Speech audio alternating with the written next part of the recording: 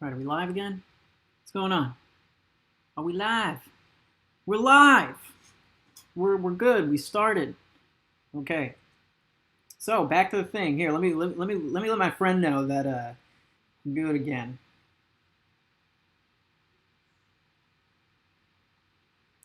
Okay. So what's up, guys? All right. So I had a little bit of a mishap earlier. My interface wasn't on, and I have to restart my computer every time I turn on my interface because it's a FireWire interface. Actually, I'm not really sure if that has anything to do with it, but I have to do it or else the interface messes up, and this thing's probably on the fritz anyway, so got to take care of it while I can. All right, so today we're going to be editing some drums, probably making some beats. Let me edit this thing. Boom, 8, 5, 20. Editing drums and beats, question mark, boom. All right, hope I can do that while I'm live. Can I do that? All right, cool. I'm gonna share now. I gotta let everybody know we out here.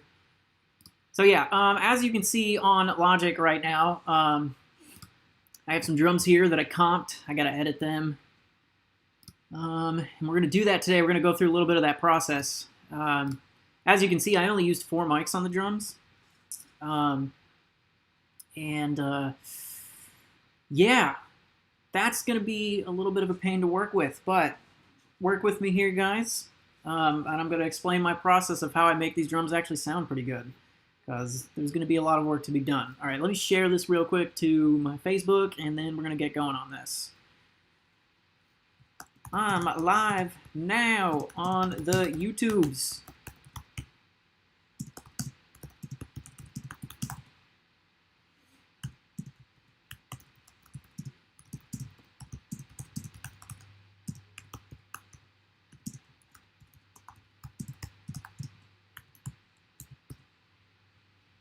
Okay, I don't know why, but for some reason my thing won't let me go, like, my thing just goes live before I have anything to do. I don't know, whatever. I couldn't stream and then say go live on YouTube. It just went live. So we're just, so you guys are going to have to deal with me post for first 2 minutes of the stream because I somehow can't get YouTube right. I'll figure this out, guys. We're doing this as we go. All right, let me make sure that levels are good or that you guys can hear everything. We're not going to have mic problems like today. I figured that out last time because I know that we were listening to like this mastered ass music and it was too loud.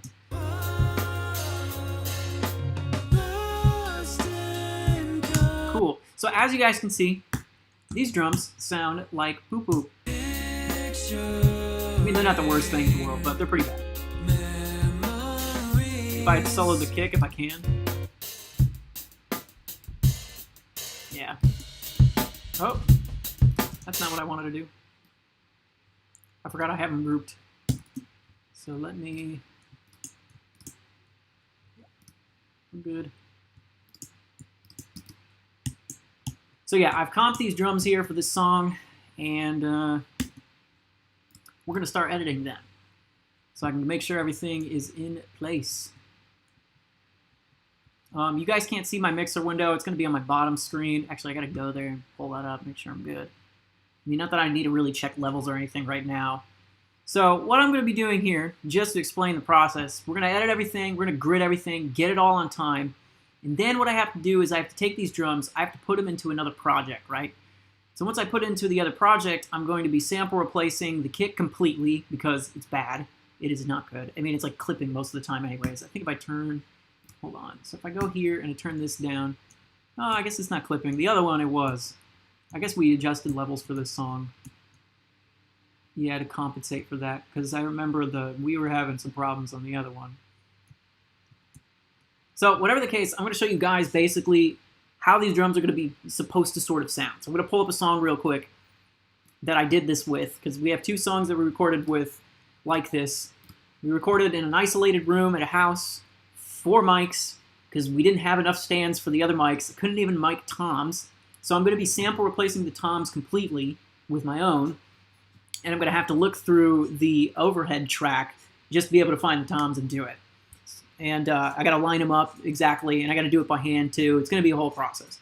But whatever the case, at the end of this, it has to be sounding Sort of like this. We're gonna pull this up. I am cleansed, but I love to be condemned, yeah. And I've been sinking under my only form of escape. I think it's fading too much. See if I can get the time. Whatever. That's how it's supposed to sound in the end. That's how we're gonna get this to sound. So I have to go from that, or I have to start from here. Yeah, and so we got to get it to where it was on that other track. It's going to sound a little different. We're not working with like drums that are particularly hard hitting in this song. They're a little lighter. So we're going to have to do some stuff to sort of compensate for that. Can't have some like, you know, super crazy shotgun snares in a song that doesn't demand it. So we're gonna start working with that. Anyways, let's get started. So just so everybody knows, I work with my own custom key setup in Logic, so it's going to be a little different for me than some other people. So one thing that you guys want to do when editing drums is you guys are going to want to make sure, oh man, for some reason these things, okay, you guys are going to want to make sure to click that thing there. It's the transient editing mode, right? So you do that for all the drums that you have comped. Why does that keep doing that? I just like did this last time, and for some reason it's not doing it now. Oh, that's not good. Why did that just all of a sudden not do its thing? All right, so let's see if I can just like do that with everything. Boom. Are we good now? Oof, okay. Well, we're gonna have to, so we want to switch to transient editing mode. We want to make sure that all the transients are selected here. Because we're going to need that for editing, because when we start doing, okay, good, that's good. Because when we start actually editing these drums, these transients are going to help us find where we need to cut and help us with all of that so we can grid everything after. So, in my opinion, this sort of stuff is not as good as Pro Tools. Pro Tools has a much better workflow for editing drums, because you can playlist your drum comps and all that sort of stuff, and you can kind of just do it sort of all at once, not really, but it's just easier to navigate that stuff as it was here. If you guys had actually saw me comping drums before that, I basically had like 4 different drum tracks all laid out. Like these 4 mics here, they were just, it was basically just like this times 4. And so I had to go in and just move everything into place and whatnot. That's not how I don't know. Logic's weird with comping, so I just don't even, like, or playlisting, I guess, so I don't even choose to deal with that stuff. I just, like, do it all separately and figure out the best stuff to put in. So this is what I found, and we're going to start. So then after that, you want to make sure that your drums are grouped, and you want to have this selected, right? And then you also want to select Quantize Locked. What Quantize Locked does is that we can take these, oh man, we can take these individual elements here and we can hone in on the transients that we want to go to. So right now it has everything selected. If I did that, then when I would be trying to find transients, it would be looking through every single thing here. And we don't want to do that with really overheads. We want to make sure that it's doing it on the transients that actually need to be timed and gridded and stuff like that. So your kick, snare, hi-hat, toms aren't on this, but I would do toms as well. If the song is not really hi-hat heavy or doesn't really need that sort of work, you might want to deselect hi-hat too. Don't do room mics, don't do anything like that. This is for like live drums specifically. If you're doing samples, then it's a totally different story. You're working with MIDI anyways. I mean, at some point we're gonna get to that. But right now I gotta make sure that the drums are gridded before we do MIDI replacement on any of this stuff. And then even then when you do MIDI replacement, you don't want to like grid the rest of the MIDI exactly on the thing, because then you're going to run into like issues and stuff like that. Not necessarily phasing issues, but you're going to hear some weird shit, and you don't want that. So I'm going to deselect the overhead here on the Quantize Lock, so I can make sure that when I'm moving my playback marker to cut, it's only going to the kick, snare, and hi-hat. So, see? It's doing all of that. I mean, here, if I do that, you can see it a little bit better when I zoom in on the waveforms here. So see, it's only doing it on the specific stuff. Now, some transients might, like, it might not line up correctly. Logic's, like, transient, like, software is not the best. See, this is why I prefer Pro Tools, because you can do tab to transient, and tab to transient will just, like, you just press tab and the playback just moves straight there. With this, it has to find them and analyze them and stuff, and it doesn't always do it correctly. So there might be times where, like, I'll do a kick and it's actually like not on the start of the transient, it might be like in the middle of it or whatever. And so sometimes you have to take your own liberties and do that. But let's get to the meat of this and how I do this. So what I'm going to want to do is hone in on stuff and make sure that everything's gridded. So we're going to go here, first thing, boom, boom. We're going to want to cut, and then we're just going to want to keep going. And by the way, like the way that I do this might not be the way that you do this or whatever it is. It doesn't matter. There's no real rules to it as long as it honestly sounds good in the end, right? Let's do that. Okay. So we got this beginning part here. So we're going to take this. Now the way that I do stuff here is that I'm going to want to take these, drag them back a little bit. Ooh. So I might need to go here and cut it there. Okay. So what we want to do, take all these, select these, then I'm going to want to take the waveforms, drag them back, because we're going to be gridding everything, right? And I don't want stuff to overlap, because I also have no overlap selected here anyways. So if anything like overlaps or whatever, it's just going to delete the file, because you know because I have that selected, that sort of thing. So what you want to do here is you're going to go in. This is basically your event editor. And you can take this and you can actually quantize to the notes that you want to. Now, like I said, you might have to take your own liberties and do stuff by hand or whatever it is, but I find this method pretty easy because it actually gets it right most of the time. So we're going to do 16ths, I guess. Let's see how that works. So then close that. Basically, I have like a command that just takes all the regions, moves it back. So everything is now technically gridded. All right. Move that back.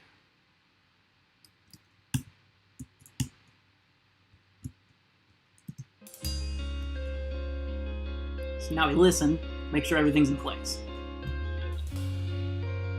Yeah.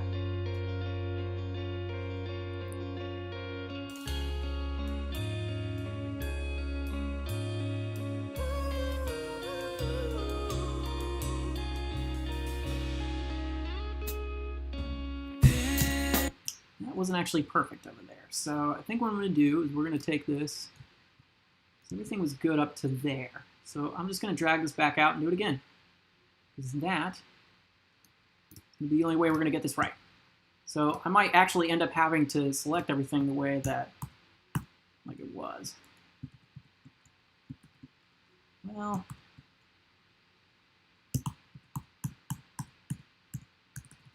okay. Actually, you know what? I was wrong.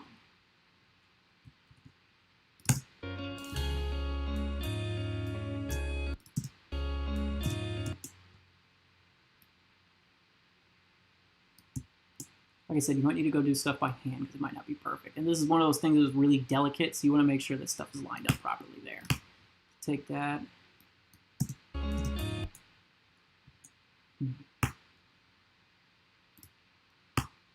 See how that worked.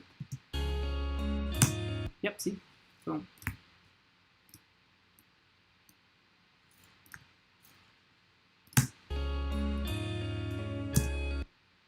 That's fine. Sometimes you want to keep that feeling.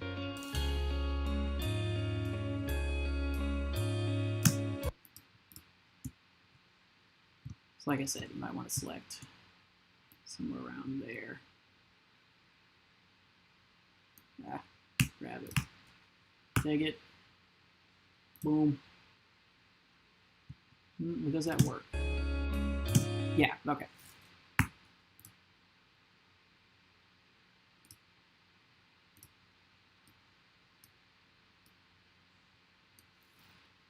Oh, and also I'm going to have to turn off gridding here because I want to make sure that I can just sort of do that. So this song, like I said, it's a more delicate sort of song, and there's a lot of just like little quiet little things going on. You might want to make sure that like stuff is on beat because it might be off or whatever it is, because like sometimes the transient markers aren't going to actually pick up like, you know, where you're at and stuff like that. This is why I prefer Pro Tools in that sense, because like it'll just move the thing to it. And so like if you don't, like, let's just say that, you know, it doesn't pick up the transient where you're at. You can just move your mouse, click it, boom, cut it, move it. You know what I mean? It's just a little bit different of a workflow. If any of you guys have experience with Pro Tools, you're going to kind of understand what I mean. It's just better. It is. It's better. But I just don't want to pay $8 for Pro Tools when I don't really edit live drums like that often. I mean, I do, but I don't want to pay for it. Screw that. Let's see where we're at on Twitch. Or not Twitch, sorry, YouTube. What am I saying?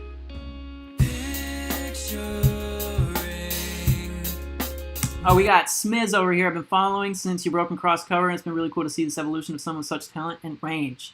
Thank you, man. I super appreciate that. Love you guys. You guys are all awesome. I get down on myself too often. So, all right, let's keep moving.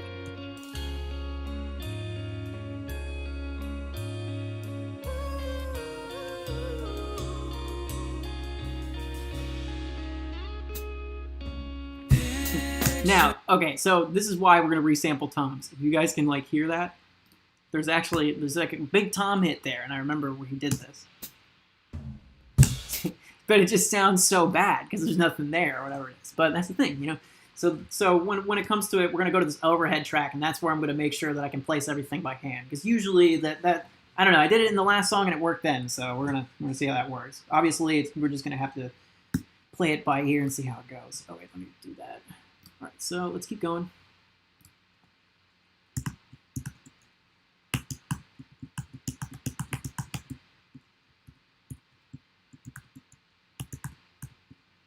Oh wait.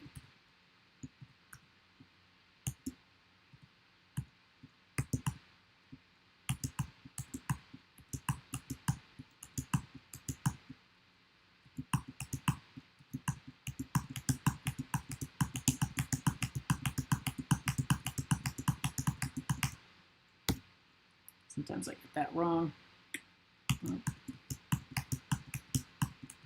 Oh, and if anyone like is proficient with Logic, so Logic, the command to cut on the region playback is Command B, and I just set it up more like Pro Tools, where I got rid of the whole Command B or whatever it is, or I think it's Command T actually, which is just super weird to do that, to slice it there.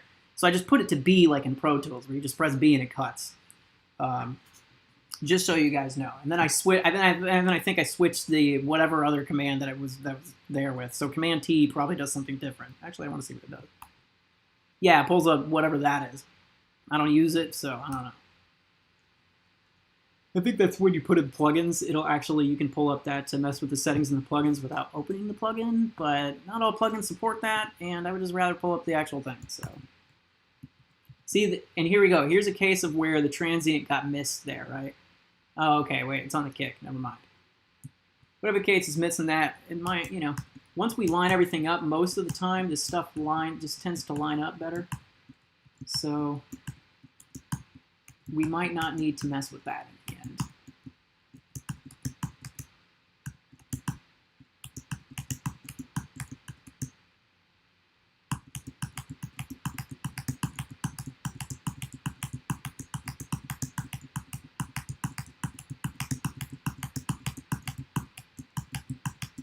And this is what I hate about drums. They are very tedious because it's just this. I know some people like play music while they edit drums and stuff. I can't do that, man. I gotta be focused, because then I'm gonna start listening to the music more than I actually listen to the drum. You know what? Let's go there.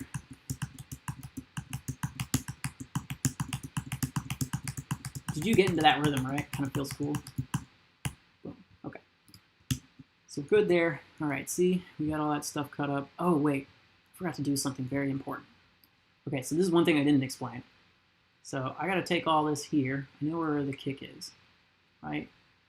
So you take all that. Go up here, right? This is how you can do batch fades in Logic. I mean, you can do it if you do like the little thing. You can press the fade tool. You can just do it by hand, but this is a really good way to do it. I do equal power crossfade. I think that's what it's called. I don't fucking know. That's just what I was told to use in school, and it works for me. It sounds good to me. I don't know. I don't even think that anyone told me to do that in school. I'm just going to say that to say it. Anyways, boom, I do 20 milliseconds for the crossfades. So yeah, you want to do that. This is how I make sure that, like, okay, these are the ones that I've edited. These are the ones that I didn't. So just to keep up, because, yeah. Anyways, I'm going to delete that one. We're just going to move it back anyways. Go here. Press D. Boom. Oh, wait. Wrong thing to do. Gotta do this first. Okay, D, 16th. So there might be some stuff that's off and weird and whatever else. So we're just gonna have to listen to it and go by hand and see if I have to redo anything.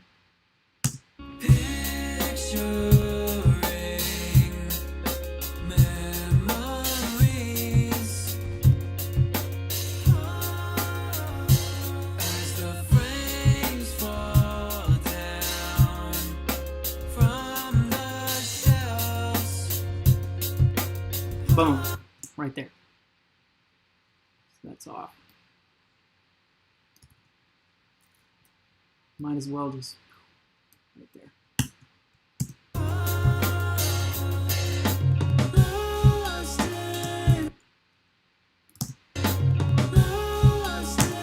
Yeah, so that's off, obviously. Yeah.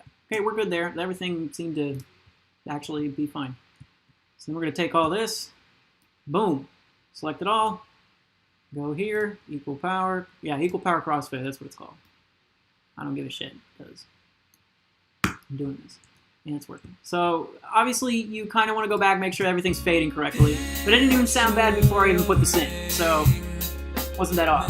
DW Smoke Seeker is really what butters my bread. Thank you, Smiz, or Sims, sorry. I called you Smiz, my bad. Sims. Smoke Seeker, yes, love that song. Such an old song though. Made that back in 2014, I think? I don't know. It's been 6 years.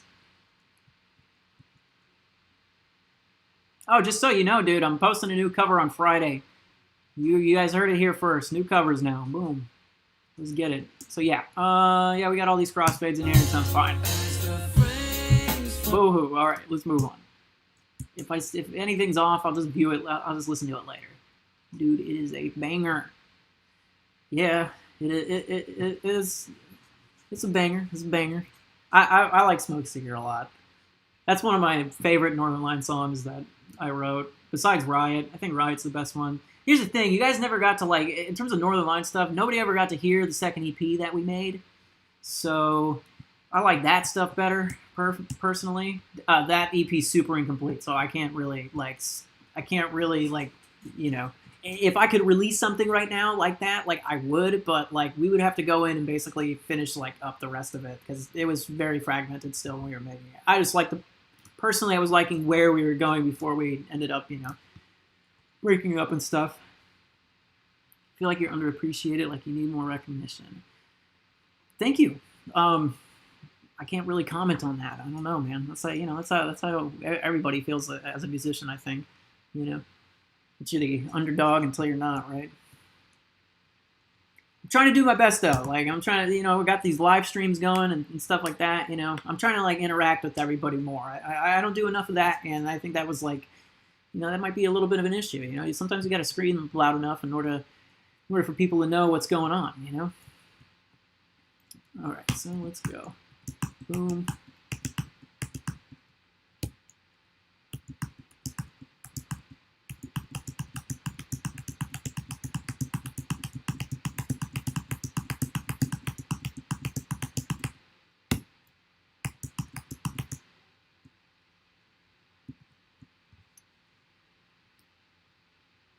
Oh, okay, so that worked.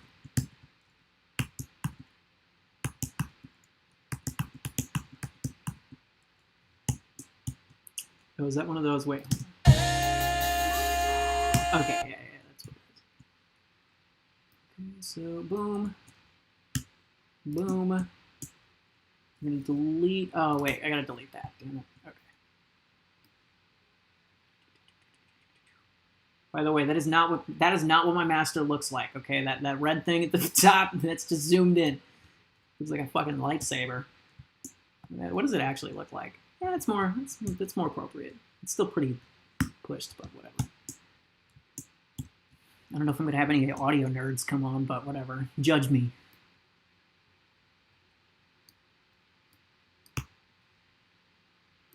Boom. All right, let's make sure everything is good.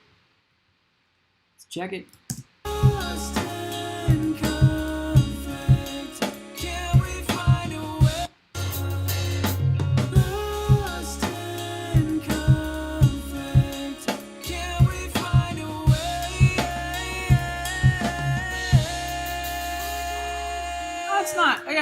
right, that works. I feel like that beat's a little weird to me, but that's just what he wrote. That's what he did. It's not my favorite. It's not what I would have done, but it's not my song.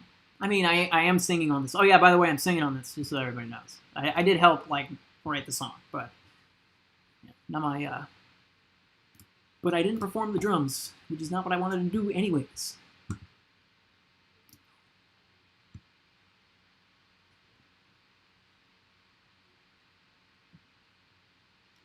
As long as new bops come, I'm happy. There is new bops coming. I got a deluxe edition of my album releasing on August 14th with 3 new songs. I'm going to be starting to release more consistent singles. It's not metal, though. I know that, like, you know me from the metal covers and all that stuff. It's not metal. You know, I'm doing new stuff now, but not to say that I won't be doing rock stuff. I fucking love rock music. I probably listen to it more than anything still, but I don't know. I just didn't want to make that stuff all the time anymore. I think that's really what it was. Maybe it was just more metal than anything. I don't even know. I couldn't even tell you, man. I've tried to be in bands too since then, and they just haven't worked out. And I just want to do my thing. So that's really what it is. It's been a while since I've been listening to new music, and it seems like a lot of work goes in. I can see the patch for what you do. Thank you, man. Yeah, a lot of work went into the records that I've been putting out lately. A lot of work. I think Lost in Delfino took. I don't like to say this to people because it, like, makes it seem like that I was, you know, I wasted time. But Lost in Delfino took like 2 years to make. Wrote way too many songs. Way too many songs for it. But hey, you're about to hear 3 new ones that never made the record. Do you and I'll be happy. Thank you, man. I super appreciate that. That's super nice. Sims. I remember that.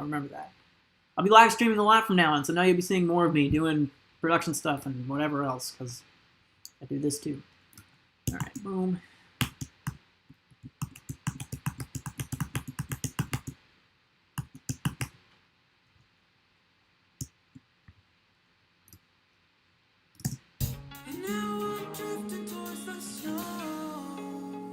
That wasn't actually too off, but whatever. I'm going to grid it anyways. Boom. Then we're just going to cut there because I don't want to ruin any of that other stuff. I think that's like all feeling sort of stuff. Okay, so boom.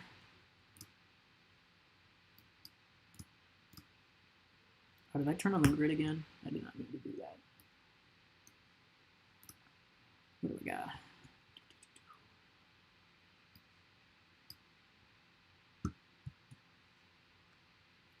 This is being weird. 20. Oh man, I'm getting hungry. I should have eaten before I did this live stream. But I got coffee. Fucking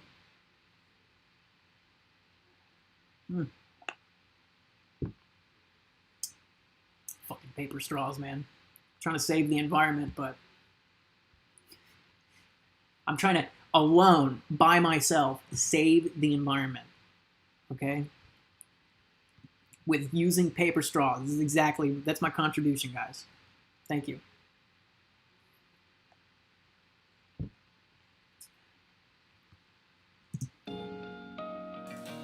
Wasting time until the nights grow on.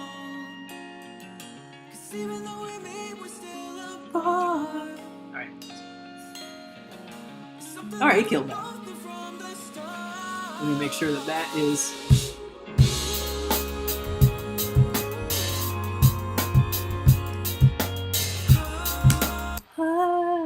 Alright. Alright, so let me make sure. Boom, boom, boom.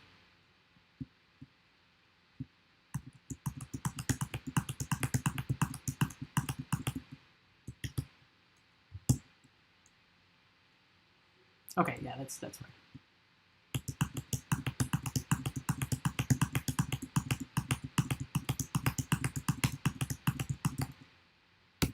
Motherfucker. Hate it when I do that, because it ruins the flow.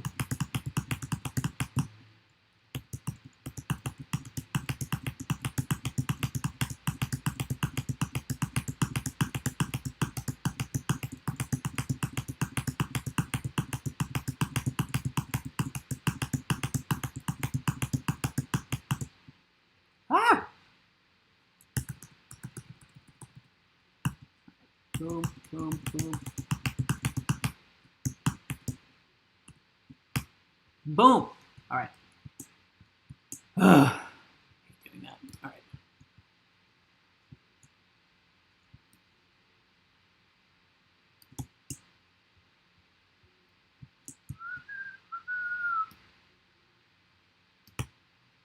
I think, yeah, it's mostly 16ths and yada yada. Let me,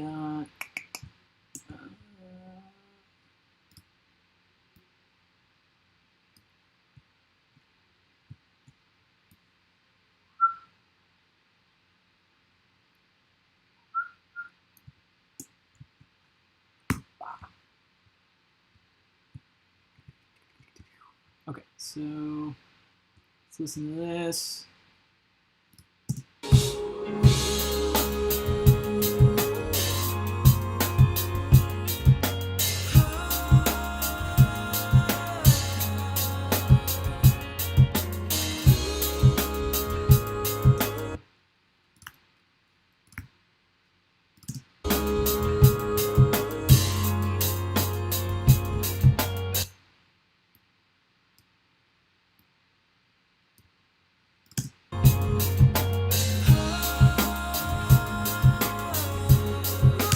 Cool.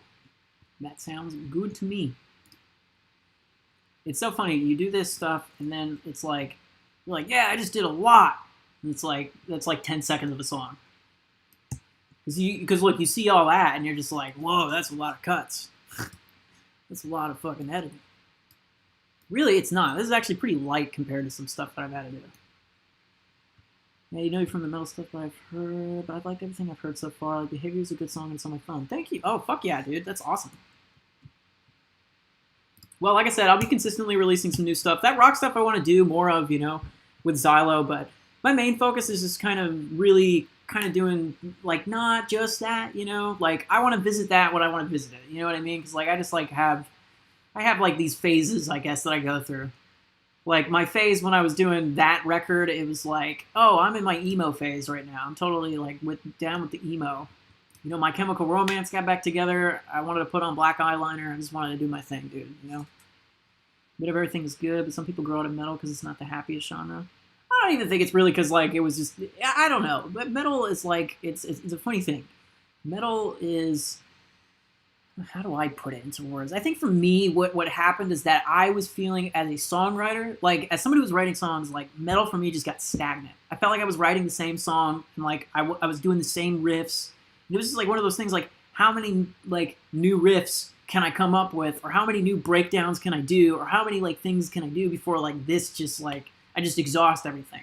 So for me, I just felt like I was kind of exhausting it because it's like it's like a one specific sort of sound. And so like when I work on like XZYLO stuff, which is like, I mean, I guess I'm going to say pop. It's pop. It's not really, but like whenever I work on that stuff, I feel like I'm making a different song every time or like I'm trying to do something new. And there's just like, because the thing is there's so much range. And for me, I like blending genres and I like doing that sort of stuff. That was the whole point of like why I started doing XZYLO. It was like, because I just wanted to like grow out of that monotony of writing like metal and stuff like that. And not to say that like there's going to be like a new metal sound that's not monotonous or whatever it is. Just for me, that's what it was. That's what I grew to like really dislike about metal is that it was just feeling monotonous to me. I felt like I was writing the same song and I wasn't doing anything new with it. And then like, you know, we did our tour and the tour was awesome. It was one of the best times of my life. But I don't know. It was just after that, it just like I was already kind of falling out of love with it when I did it. The guys understood, like, they were cool with me, like, when we left. We're still best friends. Like, they're still family, and I think that's the best thing you can really have, like, as a band who kind of breaks up, is, like, they're still your boys, like, after that. Like, I feel really bad for bands that, like, break up, and it's, like, a really bad breakup, you know? Like, I remember Woe Is Me or whatever. That was terrible. Like, it's like, that didn't need to happen, you know? Especially if, like, your boys and your family and stuff. I mean, listen, I know nothing of the personal stuff that happened in that band, obviously. But I'm just saying, like, back in the day, like, that was a bad public breakup. That's what it felt like. It felt like a breakup. I had a civil breakup with my band. You know? It's not you, it's me. Jesus Christ. For real, that's kind of how it was. Actually, I just talked to my guitarist earlier. literally just before I went on live. I was like, yo, I'm going live. Share the video if you can. He actually helps with XZYLO stuff. That's like one of the things he does. It's kind of like, I call him my passive manager. That sounds terrible to say, but we just joke about that because he just took, like, he doesn't have really time to, like, you know, help me out in that full capacity. So he just kind of like does some research for me, gives me numbers, and, you know, I tell him my ideas and what I'm doing, and he just helps in that regard. Like, he's really good. Oh, fuck me. Oh, that's what it was. Boom. Yeah, we're good on that. All looking good to me, I guess. Yeah. Let's like do that. Sounds bad to say passive manager. No, he's more my consultant. That's what he actually considers himself. My consultant. He advises me. He tells me when my ideas fucking suck. That's really what his job is. A lot of my ideas suck. You gotta go through the bad ones before you get to the good ones, right?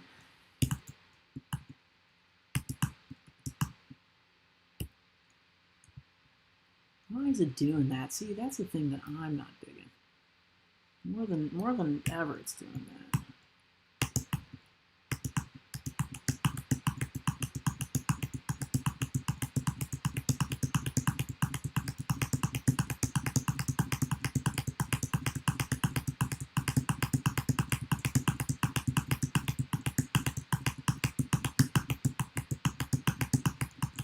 I don't think I listened to that last part, but you know what? Screw that. I'm gonna keep editing. Fuck. Ugh, I hate it when I ruin my flow. It's one of those OCD things, you know? It's like I'm on it.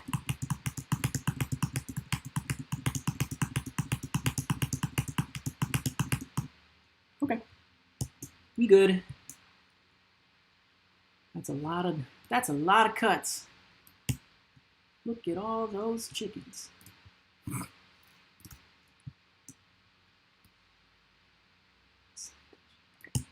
Go there. Do that. Come on. Okay.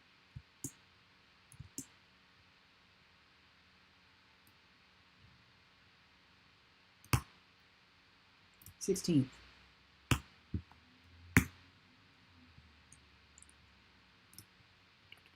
Ooh, that doesn't look good. Here, let's see what that messed up.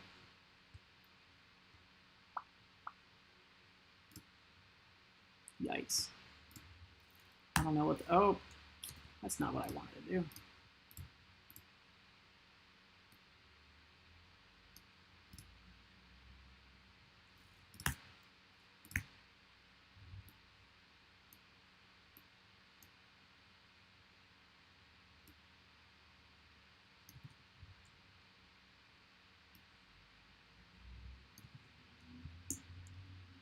Okay, we're gonna have to check some of these. Ooh, I don't know if that was good. All right, let's listen up to that part.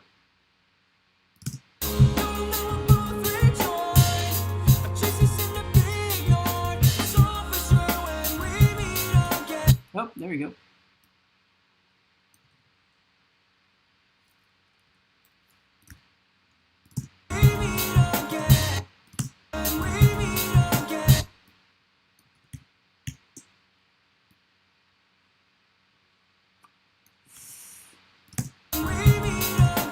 Man, that's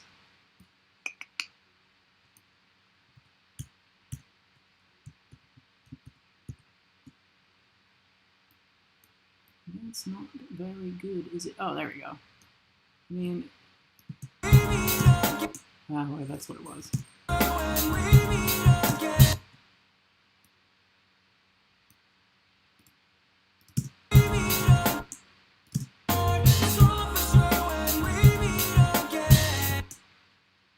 Well, I could always do this.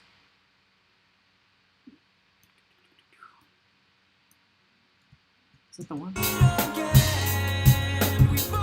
Oh, here we go. Ah, shit. That's not very good, is it?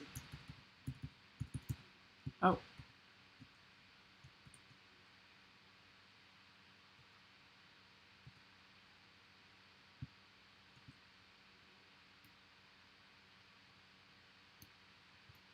let's do that all again.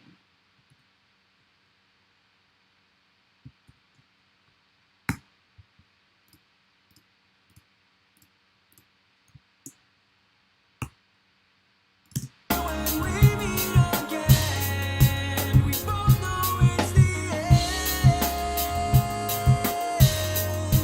But instead we just pretend.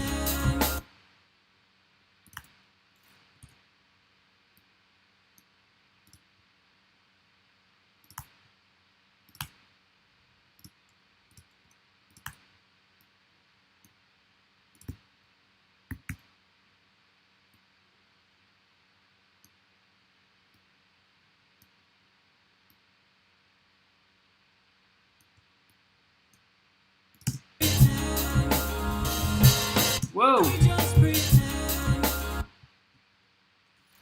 Yep, I knew that's where I messed up. Okay, so we're just gonna have to.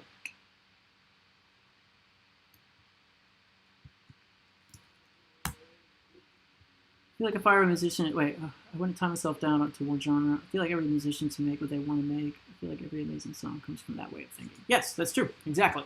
If you want to make metal, make metal. You know what I mean? Like, I don't know. You know, that's what I loved when I was like, younger, and not that I've fallen out of love with it. Actually, some of my favorite records that have come out, the past 5 years are still metal records. I don't know. I don't know how to really explain that, but yeah, you're right.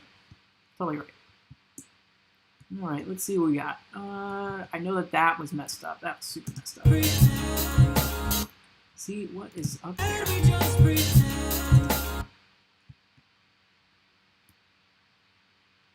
Oh, why did it do that? That is weird. We're not doing that. Nope.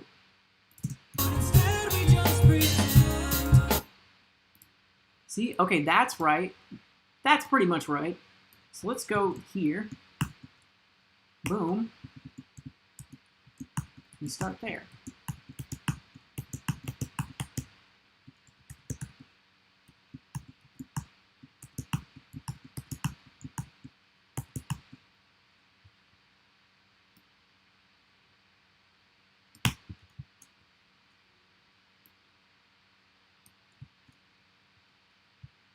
Shit, I don't know where things went.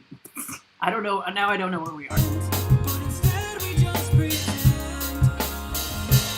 Okay, got it. Right around there. We'll just. Oops.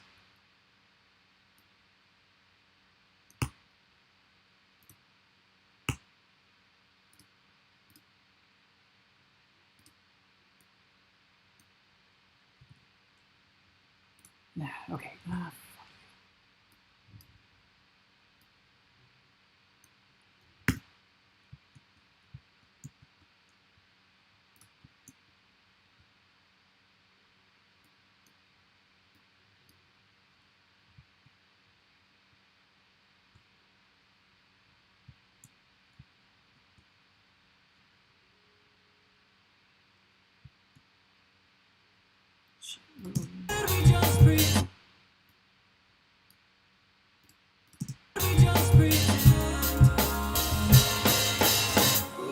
Perfect.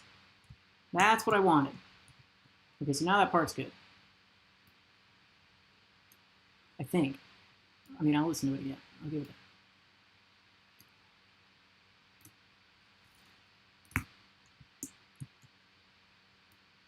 Oh, yeah. Here we are again. Now I got to play Valorant, so we chilling. Fuck yeah. Fuck yeah. How is Valorant, by the way? I hear a lot of stuff about that game. I'm not too into all that stuff anyways, the multiplayer things. I'm a single player dude. But I know that they were selling their fucking gun skins for like ridiculous amounts of money, which I was like, Jesus. Worst part is like these guys get away with that most of the time, but whatever. I can make your money. I don't know. Do you, boo-boo? That's not really what you should say to a publisher who is actively trying to take advantage of people, but if that's what you're doing. It's meh. Yeah, that's what I thought. I just got done playing Ghost of Tsushima. That's my game of the year.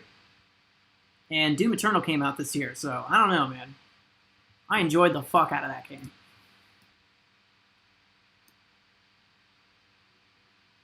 Place is perfection. Oh fuck. Someone just did a throwback. Is that Pride and Prejudice? Is that where that's from? Fucking Jesus Christ. My fake band I made before Northern Line. Technically it was supposed to be, but whatever, who cares? I was 15. 16.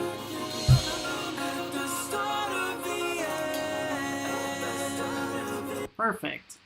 Perfect. Is that what that DJ says? I don't know what his name is, what that dude's name is. Someone tell me.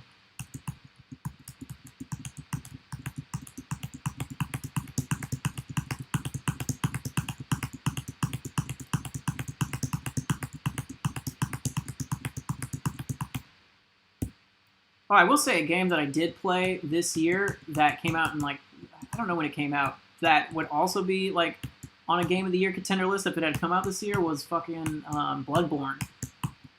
Loved that. More than I thought that I would. Although I like Sekiro, so I can't really like, I don't know. It's one of those things where I was like a little surprised at how much I enjoyed that. It was not that hard though. Everybody was like, dude, Dark Souls games, they're like so hard. And I was like, it wasn't really that bad. I think, you know, and I think it's because of the fact that, like, when someone would, like, hit you in that game, like, it would take health, and then, like, you could gain it back by playing aggressively in a stance. I don't know. It was, like, it wasn't that hard for me. And then they would, like, throw out healing potions. Guess who it is? What is happening? That's who it is. I have no clue who that is. Is it Cody? Is that who it is? Do I know you? Do we know each other? Have we met before? Oh, I can tell this fucking... Look at this shit. I'm gonna have to put it on 30-second notes. That's honestly what I'm just gonna do. Because the 16th is kind of fucking it up. Okay, so, boom. Oop.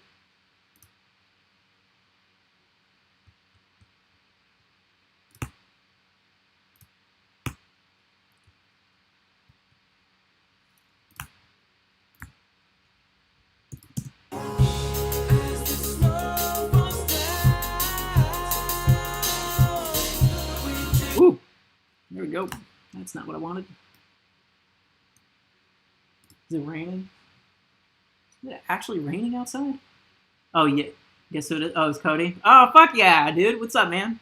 Holy shit. We haven't spoken in fucking years. No! I fucked that one up pretty bad. Okay, right.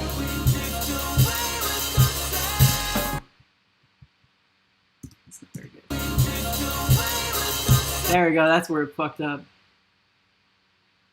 Did I just keep it? Oh, yeah, I can just do this.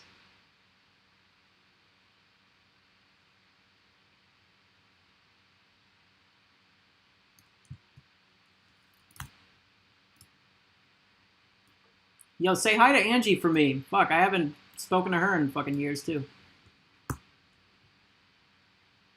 Just on lunch, saw you were live. Yes, I am. I'm live. I'm doing this all the time now. I'm addicted to it, guys. I want the attention. Anyways.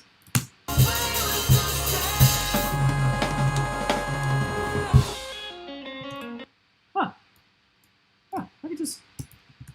That's not... yeah. That's pretty good. It's pretty good. Not a bad fill. All right, Donnie. Donnie boy. You did it. You did yourself a good. All right.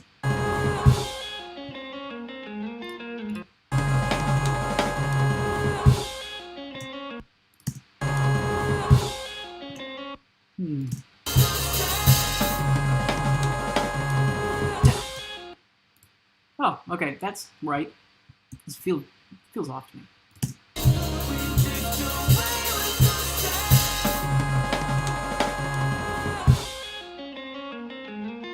No, that is right. Fucking guitars in the song. This song's all weird. He was like, yeah, I did like weird time signature changes, dude. It's like, yeah, there's like one part's in 2/4, and then it's in 3/4, and then it's in, you know, fucking whatever 4. I don't even know, dude. I'm trying to make a technical masterpiece, man. That's not what he said. He denied it. Don't quote me on that. Talking shit about Donnie. I should call Donnie right now. Well, I've tried to call him, but, you know, he's fucking Donnie. Whose song is this? This is Bad Cycle. It's somebody that I work with very closely. It's basically like a XZYLO / Bad Cycle sort of collaboration. So I wrote a lot of the stuff and produced it and kind of put it together with him, but he kind of came with like skeletal songs and, you know, drafts and all that sort of stuff. We both put the record together. So Bad Cycle, go look it up. We actually have a single out everywhere. It's called You're an Original, Aren't You? If you look up Sugar Fox or, no, I think if you look up Bad Cycle, you'll probably find it if you just look that up. It's got a Cowboy Bebop sample in there. I'm actually a little worried about that Cowboy Bebop sample, low-key.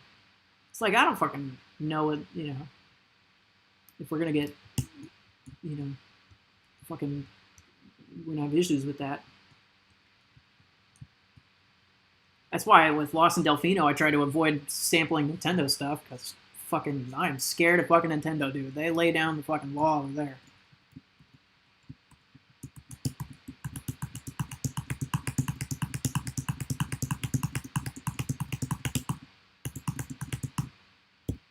Bitch.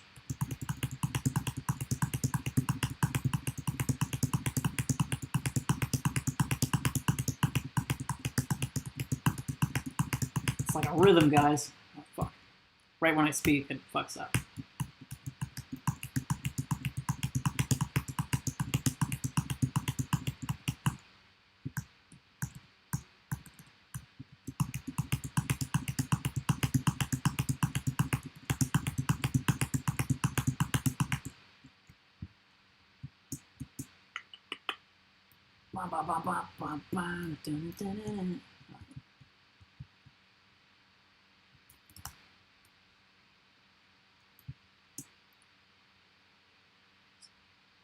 Do you only produce your own music? No, I produce for a lot of other people. Well, I was. I've taken a step back as of recently because that was killing me, man. Trying to fucking produce for everybody. Also, just like I'm not very good at work-life balance, or I guess like work / my own work balance. I don't know.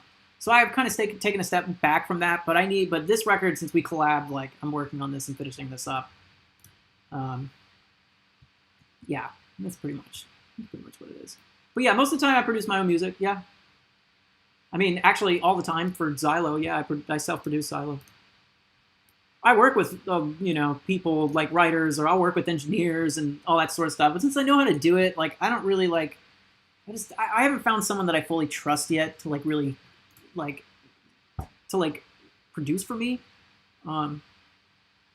I wouldn't say that. I just haven't like found anybody that like I'm just like, yeah, I'm going to you for like ever now. Like, you know, that's what I want to find. I want to find that guy, and I just like I haven't found that yet. And there's a lot of good people around here that I do work with and that I do really like and respect. But in terms of just like, you know, getting down the sound the way that I wanted to and stuff, I would just rather do it right now. You know, I guess what I'm more trying to say is like I'm not really looking to get a producer. Like, if anything, like I would be looking for other songwriters to help me write the music, because that's what really I care about. For that right price? No, I don't give a fuck about the price. You want to charge me $1K a song? Like, go ahead. I mean, I'm like, obviously, I don't have like that type of bread as a musician to be fucking dropping, but like I do. I want to get to that point.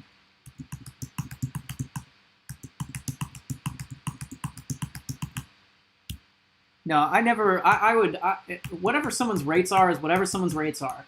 Because most of the time, these guys are charging what people fucking pay them.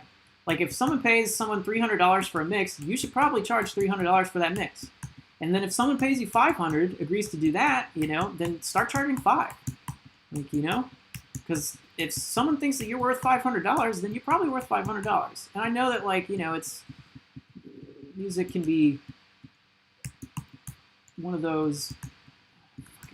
God damn it. Hold on.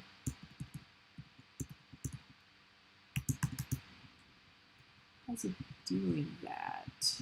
Oh, because of that. Got it. like, I don't know. Just realize your own self-worth.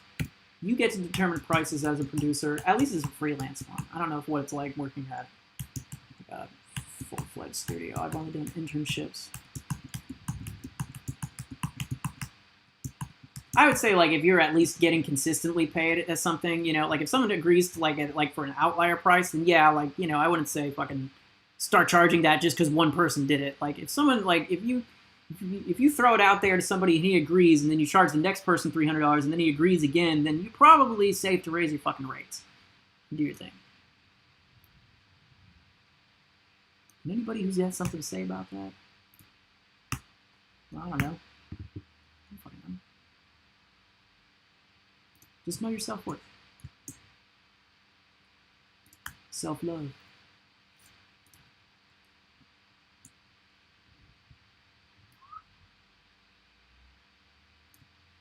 I don't know why I got no topic about that when we were talking about paying producers, but like I said. How would you determine what to charge? Shit, that's a hard question, to be honest, because it's kind of like one of those things that, like, at first I didn't know what I charged, you know, like I didn't know what I wanted to charge. But then I looked at like what other people were charging and stuff like that. Like, cause you know, back like in the day when I wasn't a producer or an engineer or anything like that, or at least didn't know enough to like be confident about it, I was definitely like, how do I explain that correctly? I was definitely, hold up, you know what? Just, nope. I'm done. We're done. Anyways, well, we might be done. I don't know. Honestly, it was one of those things that, like, when I was a musician, I would ask around. People would charge me, like, a certain rate. So, like, I remember, that, like, the first time I got charged something as a musician for a mix and master, because I sent it out to somebody, it was, like, $200, right? So, $200, like, I saw that, and I was like, okay, that's good. But then, you know, obviously, like, the higher up you go, you start seeing people charge more. And then you start really getting into the music industry and starting to see, like, how much, like, big producers charge and stuff like that. I mean, I know some producers that'll charge, like, fucking, yeah, like, $1,000 per song for, like, a mix. You know, that's just for mixing. Producing is a whole different ballgame. Like, I know, like, record budgets that go, like, 30, 50K, but probably more. Like, if we're talking pop artists, then you're looking at definitely, like, I don't even fucking know at this point, to be honest with you. But I'm going to guess we're looking at somewhere around, like, 50 to 200K for, like, a record. You know, depending on what producer you go to, right? And so, really, it's just all about self-worth and what people are willing to pay, right? Like, Quincy Jones, like, if you go to Quincy Jones for, like, you know, a fucking song, like, and he charges you 50K, like, you better fucking pay 50K because it's fucking Quincy Jones. Like, you know what I mean? Like, or Timbaland, you know what I mean? Timbaland's, like, someone who can do that. So it's really, like, you know, but, like, that's how much, like, he's probably worth, and that's how probably much he wants to be worth, right? So, like, it's really all about what you want to be worth. Like, for me right now, like, I'm still charging, like, I charge $200 for a mix. That's what I do. For like full productions and stuff, a little bit of a different like story. I actually don't really produce for a lot of people, like in terms of like that stuff. People that I produce, if I produce with you or if I produce for you, like I'm most likely collaborating with you on like a personal level and stuff like that. For like mixing stuff, like that's where I can kind of set a flat rate price. For producing stuff, it's a little bit different because you can set up certain things. But I would say if I was doing a full production, I'd probably do $500 a song. For like the mix and everything like that. And I feel like that's generous. So, I mean, but I've been paid $300 for a mix, $350 or whatever it is, you know. I've gotten a $400 mix one time. So, I don't know, you know, but I usually just charge $200. And also, it's a thing, too, where, like, some artists will come to you already with a budget. They'll be like, hey, so we have a budget of this much, and, like, we're willing to pay you this much for the mixes. Always listen to that, because they'll probably offer you more than, you know, you charge. Unless the budget is not that. Then you just kind of work with them. The thing is that the price fluctuates, too. It's not always going to be $200. Like, I'm, you know, sometimes I charge a little less, depending on who it is.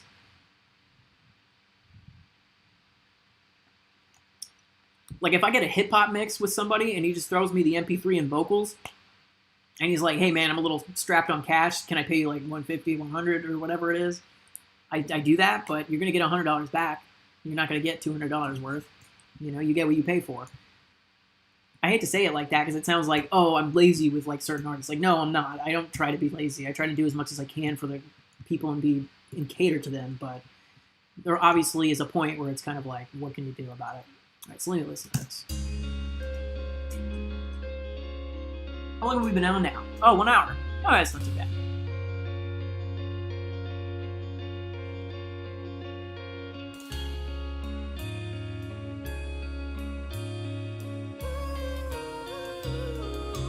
All right, so now that I've sort of explained how I edit drums and you've seen it now, we're going to move on to the next step, which is putting in the samples. So, like I said, I only used 4 mics on this kit, right? 4 mics. So I only have a mono, like, fucking overhead, too. Like, generally speaking, for people who don't know stuff about audio engineering, you usually, like, use 2 mics for overheads, which is, like, for the cymbals and, like, basically the whole drum kit. You have, like, one, like, over the kit and, like, and basically you just use 2 for, like, a stereo thing. You can do like certain different types of, like, recording patterns for all that sort of stuff. Stereo, yeah, but stereo overhead is usually what I do. I was just presented with a limited number of mics and limited options. So the only thing that I could do is do a mono overhead, get a hi-hat, snare, and kick. And so I have to make that sound like $1 million now. And thank God we have sampling technology now, because we're living in 2020. And yeah. Just remember, guys, if you can't make it sound good live, just fucking sample it. Just it's one of those things that it's like, just don't listen to people who are like, oh, it should always be live, or like, oh, it should always be this. Like, if you tune your vocalist, like, your vocalist is not a good singer, or whatever it is. Like, no, dude, it's 2020. Chill out. Like, obviously, like, try to make it sound as natural as possible and do what you can and stuff like that, There's that whole thing if you can't polish a turd or whatever it is. But, what do you require in the source material when you mix? Like, you need songs recorded in a certain way or a certain level of quality, or not already fucked with and half-baked? Honestly, bro, I've worked with songs that I was very worried if I could... Like, here's the thing. Right now I'm working with a song where I was really worried I couldn't save the track, right? So I did a song previous to this with drums that had, like, this 4 mic setup, right? Just the mono overhead, hi-hat, snare, and kick, right? And the kick was already like, fuck that, it's clipping, it's not good, I can't use this kick, okay? Snare was actually pretty good, snare and hi-hat were fine, the overhead was fine too. So I ended up just like editing the drums, and I'm like, okay, I gotta make this sound fucking good, I gotta make this sound banging, like, how do I save the track? The way I saved the track was I I sample replaced it. I sample replaced the kick completely, I blended the snare with like another snare sample, and then I went into the overhead mic, soloed it out, and figured out where all the tom hits were, and by hand I placed in the tom hits like in a sample kit. And basically that's how I was able to make the drums sound the way they were. And so now the drums sound like big and wide with the samples and stuff like that. And like that was one way that I saved the track. There are other times where I get a track and the singer's like wasn't hitting the notes perfectly. He wasn't having a good session. I don't fucking know. Or he's just a bad singer, whatever. And like I gotta edit it, right? So like I just tune it by hand. And then there's some singers that like specifically with rappers, it's an interesting thing because there's a lot of rappers like they know that like, okay, I can't sing, but I want auto-tune on my track, right? And so rappers will, if you look at their raw take, right, with like without the auto-tune, you're like, ee. And then like maybe the auto-tune doesn't work in some tracks, right, the way that you want it to. It's not snapping to the notes. So what I do is I'll edit it by hand, and then like magically, boom, boom, like the notes snap, and I'm able to save the track and save the weird notes and stuff like that from being present and stuff. And then, I don't know, if there's, like, hum and, like, reverberation and things like that, like, that's a little bit of a different story, like, or, like, consistent phasing issues that, like, I can't really figure out how to fix. Like, some of that stuff might actually damage a track. But then again, there's always workarounds for that stuff. Like, it's like with drums. Like, drums is a great thing, like, as an example for that, because you might have drums that are like, oh, fuck, like, this is phasing, or like, oh, fuck, like, this doesn't sound good. This is not the way that I envisioned this, sample replace. Like, literally, don't worry about it. Like, I don't care what people have to say about, like, oh, you should be recording live drums. Like, drums, like, sound so robotic now. It's like, screw that, dude. Like, if you have the technology and you have a way to save the track, fucking save it. Like, don't, like, I don't know why people, like, waste their time trying to do, like, all of this surgical stuff to make it work when it's going to sound like shit when you have a chance to make it sound good. The thing is that, like, when you get a track that's bad in terms of its source material, there's always a way to kind of save it. Usually. In some cases, there's not. Like, I've had cases where I'm like, yeah, we had to redo this. Like, I remember I recorded in, like, a garage vocals for somebody, and then, like, I remember hearing the track back, and I was like, bro, like, the reverb in this garage was, like, too bad. And, like, the thing was he was trying to go for, like, this high-polished rap sound, right? High quality polished, like, rap production. sort of thing. It wasn't one of those things where I could take the track and sort of like mix around that sort of problem, because there's two different ways to go about it. One, if you get bad source material or whatever it is, you can kind of mix around that or kind of do things around the bad source material, right? So like, let's say you kind of get some, like, you get some guitars and it sounds kind of trashy, it sounds kind of muddy or whatever it is, like mix to that, like play into that sound, because you might actually end up getting something super unique in terms of the sound, rather than just trying to save it by doing all this stuff to make it high polished. Like, high polish isn't something you always need to go for in songs. So like, it depends the track, it depends the song, it depends on a lot of different fucking factors. There's never just like one thing in order to save a track that you can do. But there always is a way to save a track. For anybody that thinks that there's not, there's always a way. And like, dude, if you need to re-record it, just fucking re-record it. You know what I mean? And like, you know, if you're working with somebody who is like, well, I don't have that luxury or whatever it is, then like, I don't know, man. I don't know what to tell the person at that point. It's sort of one of those things that I'm like, dude, it like, you know, I'll do the best I can. Because sometimes it really is the case of like, well, I'll do the best I can, you know? And sometimes you just have to polish a turd. But the thing is, dude, is like, you know, personally speaking, I don't like to work with artists like that anymore. I don't. I have the, I'm at a point in my life where I'm working with a really good team of artists and like people that I love and I personally respect as musicians, and I just like don't want to deal with like the other stuff anymore. And so like the other thing too is like sometimes you just kind of have to cut off like the people that like come into your life and like want to do stuff, right? Because you always got that guy who wants like a song done and whatever it is, but like sometimes he's just that guy. Like, I don't want to deal with that anymore. And if you have the luxury of not being able to deal with that, then fucking more power to you, man. So if that answers your question in any way, cool. But if not, sorry.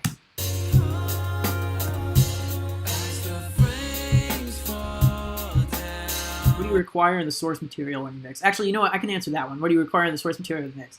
I mean, you want to have good mics. The preamps, honestly, these days, they don't fucking matter, because like a lot of the interfaces that people have, they're using really clean like preamps and things like that. So like, don't worry too much about that. Just make sure it's not clipping.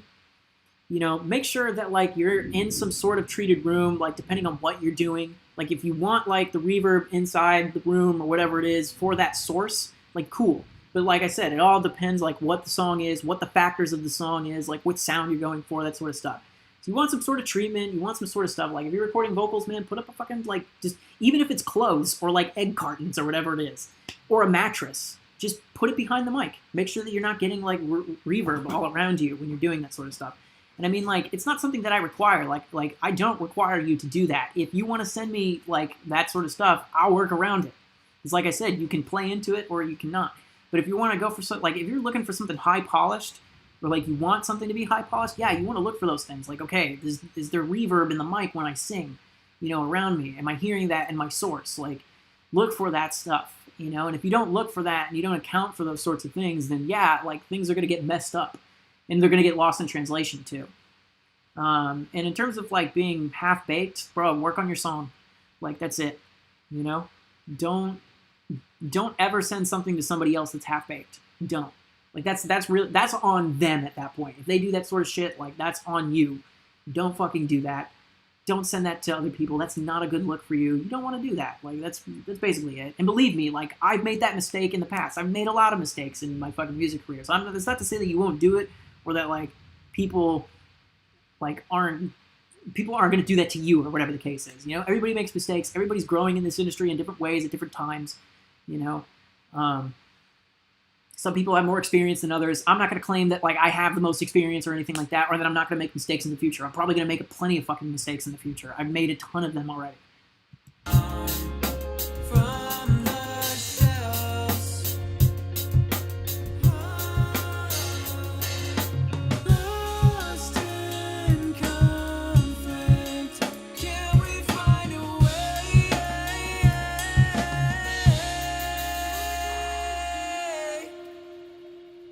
No, after this we have to make beats. Back to, and now I'm drifting towards the snow, wasting time until the nights grow on. 'Cause even though we meet, we're still apart. Oh, non-raw tracks? Well, I mean, if they're not raw, then they're probably...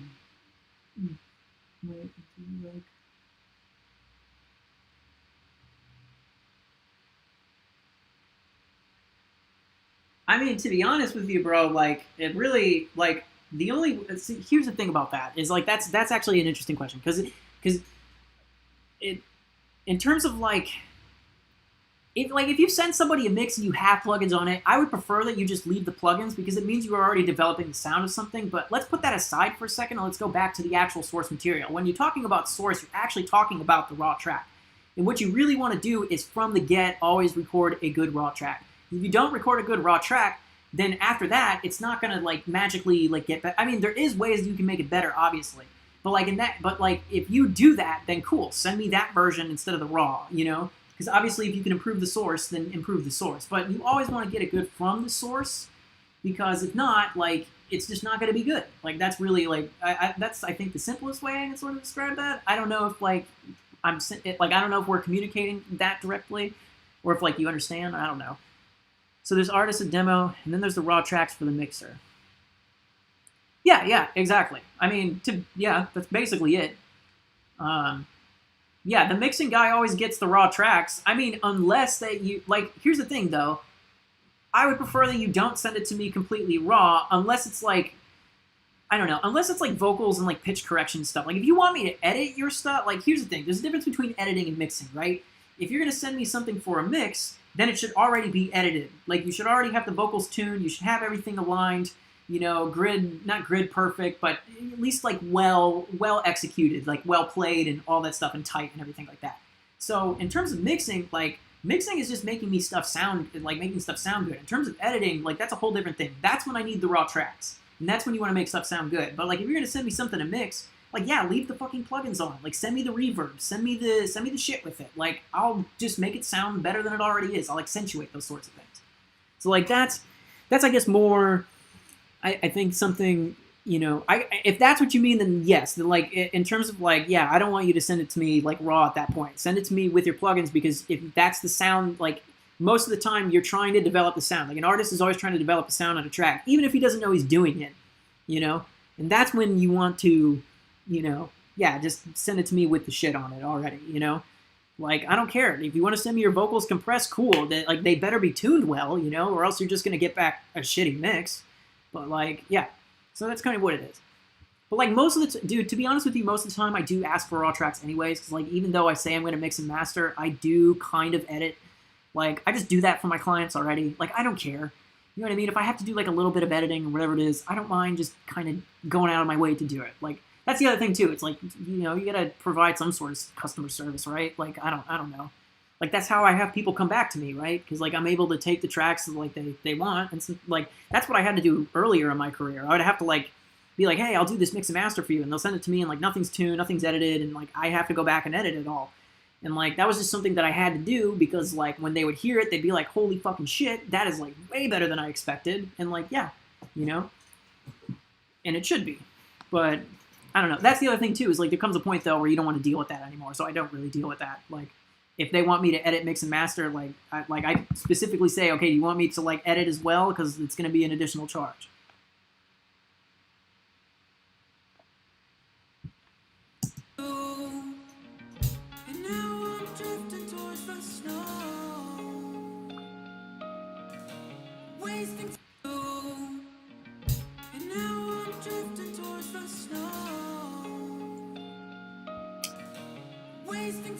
I'll fix that. I don't even know if I want that in there.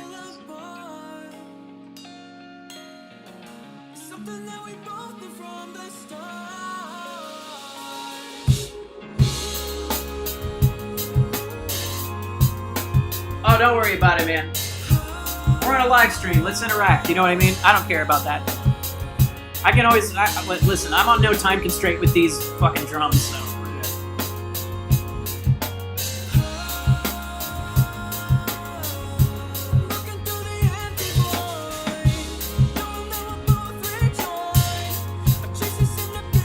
It's fucking raining.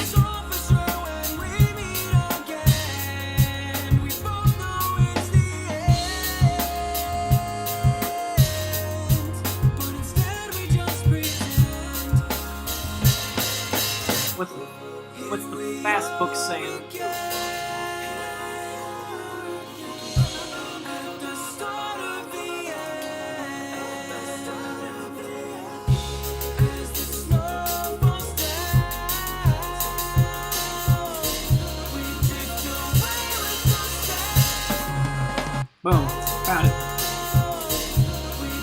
Ha! Found you, bitch. Alright. Gotcha, bitch. Who's that? This is Dave Chappelle. Gotcha, bitch.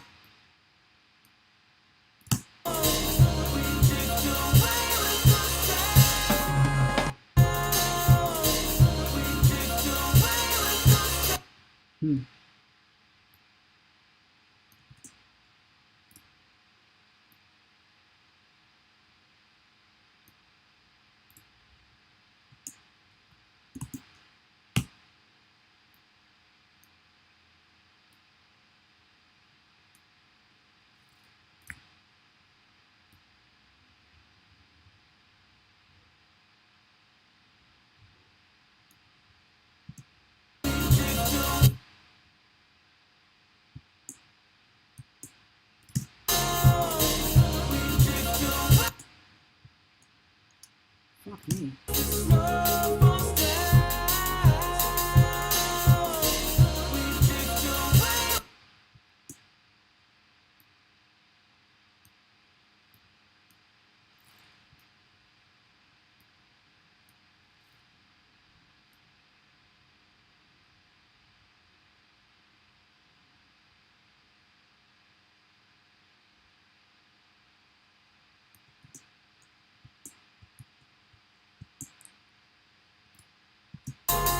Hello! Bates Media, what's up, dude?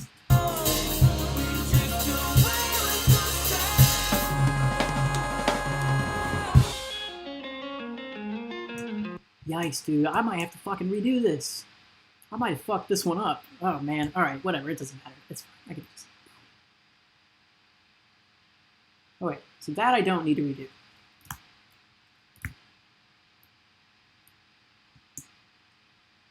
That's okay.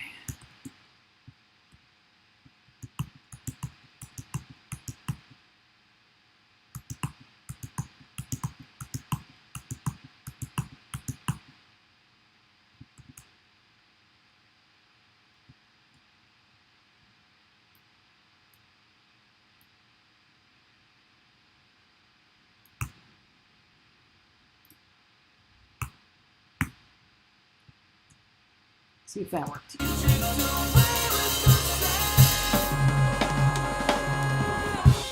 Boom! That did. Thank God. I'm scared. I was scared. I was fucking scared. See, here's the thing, though. See, that thing is gonna bother me. Because, like, that could just be moved over there. I could just fucking... Listen to that. I'm just moving that.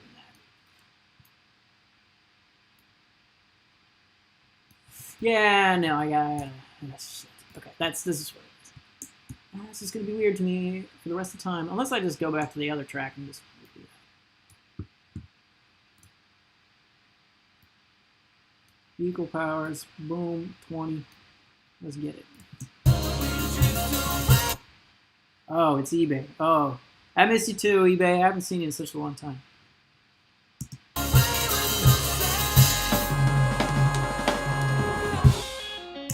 I don't know who it is on here. Oh, that does look like you now that I look close. I didn't see it before. I thought it was a cat. You look like a cat from like, you know, the little circle looks like a cat from far away. So I thought it was something else. Well, how you doing, eBay? Been too long. Fucking pandemic. Fuck the corona. Fucking hate it.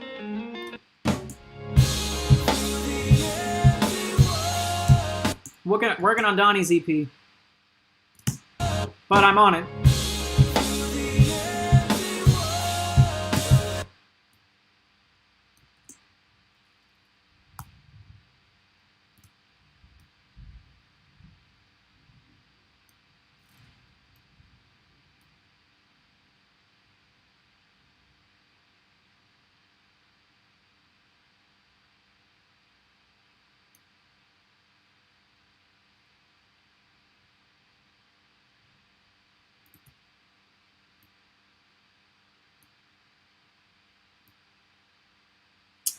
Dude, did I fuck up these?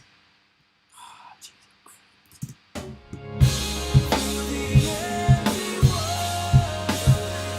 no, okay. I didn't fuck that up too bad. So I just gotta take that. Oh, okay. So, yeah. Kind of just... Alright. I'm funny. Alright. Yeah, fuck up. Fuck you. Okay. Boom. Boom. Oh. Yeah. Well, I guess I have to kind of... Yeah.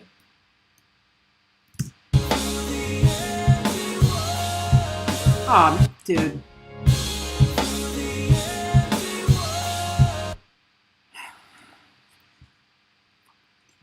I did fuck it. Didn't I? Fucked it all up. Alright. I can do this all again. Doesn't matter. This is why I gotta listen to stuff before I just go and edit them. Oh man, that's so much. That hurts my soul. Oh wait.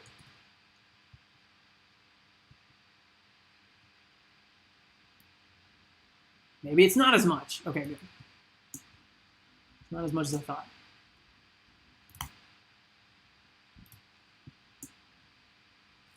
And that's the fucking issue.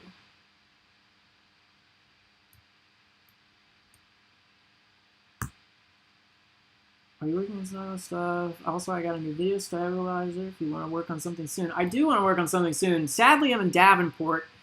I'm far from everybody, but I do want to get together and, you know, start seeing everybody soon. I'm trying to get back to Orlando as soon as I can.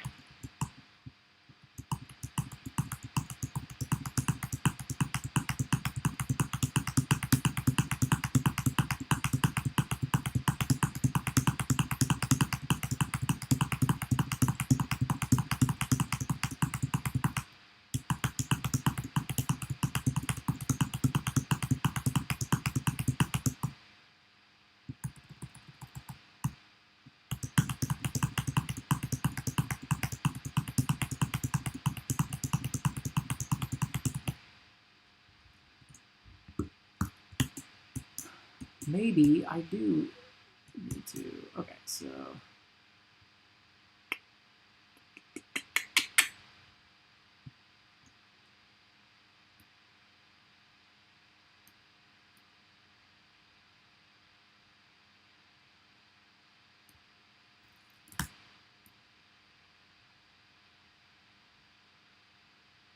Please. I hope I didn't fuck up the other one.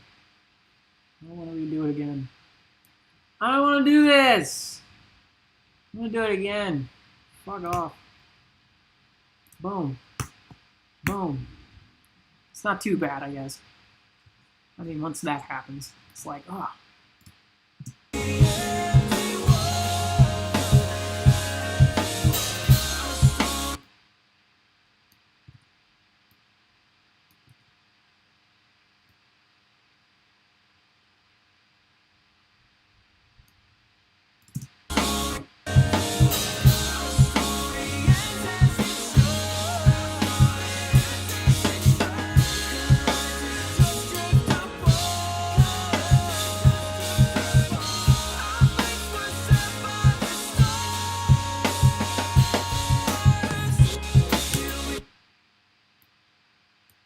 Ooh.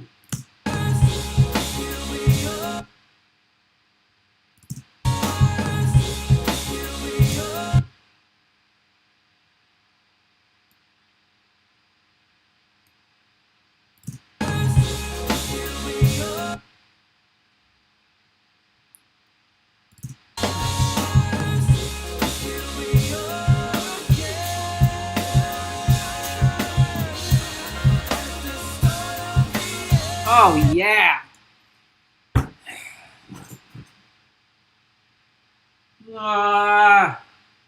Screw this. Now you guys are seeing me at the part where I'll lose my mind. Because I hate it. Everything. So, could I keep going with this?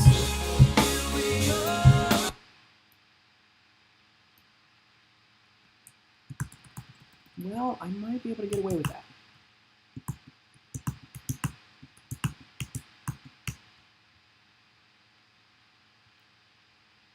Oh, shit. Where did I...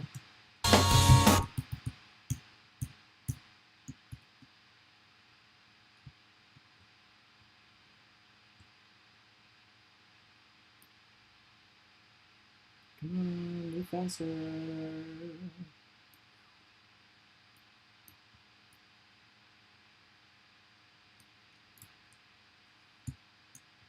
New video stabilizer. What kind of video stabilizer is it? If you're still on eBay.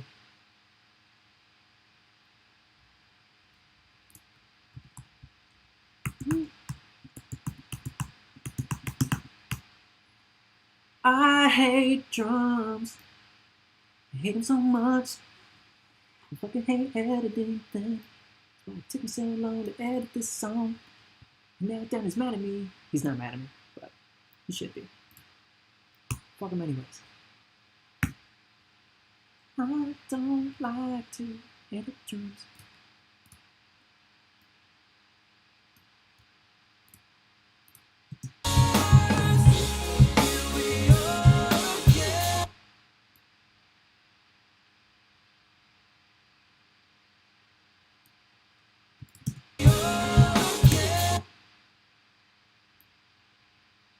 You know what? Do I just do this? Is this what I just do? I'm just gonna fuck this. We're doing that.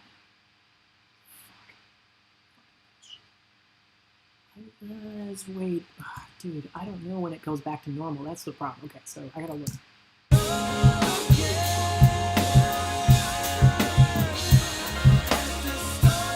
Oh yeah, that's so bad. I guess I might as well just end it with this comp. Alright. Fine, that's what we're doing.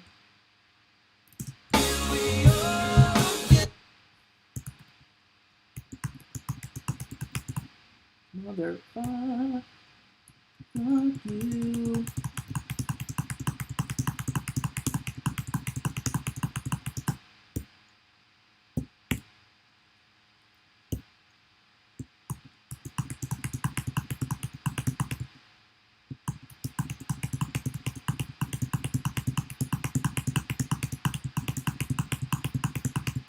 Hold on, Cody. I'm going to get to your question in a second.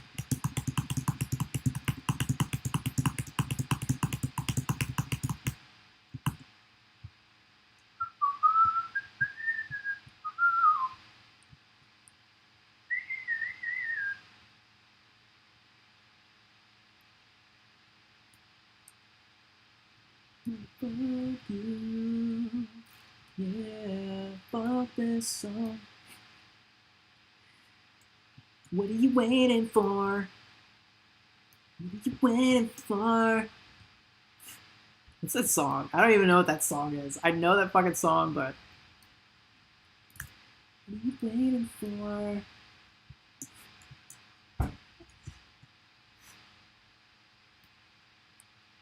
What are you waiting for? Alright, I'm done. Stop. Boom! Go fuck yourself, man.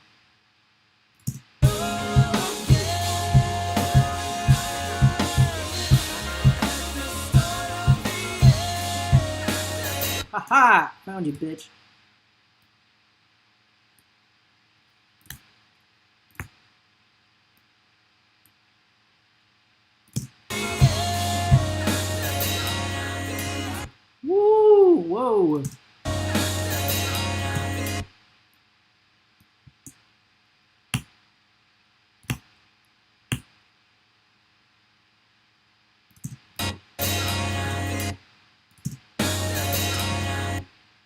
Ah, got it.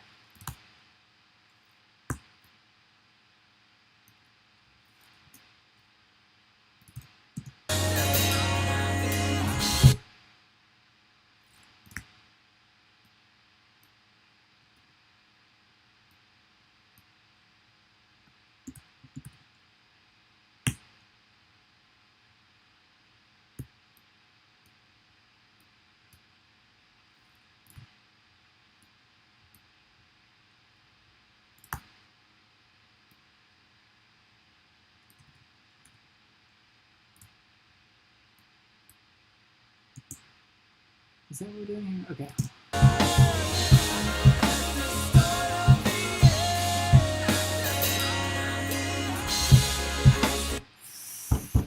Ah, it keeps messing up.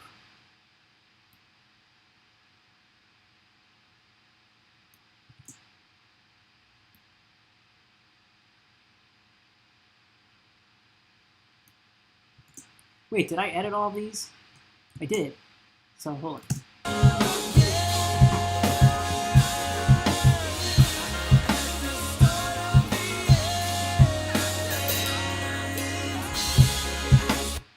Yikers.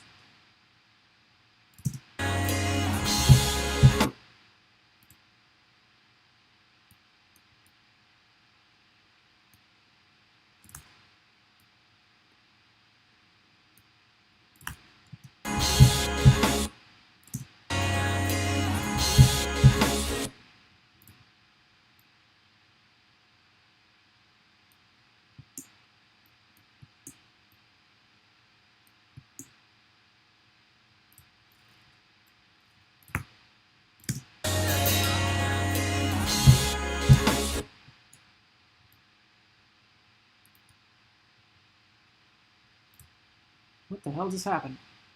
What's going on? Oh no! Dude! Uh-oh. There you go. Okay, wait. Let me get to this question real quick. So what did you ask? Hold on, you're actually gonna I don't give a fuck if you wait for hours.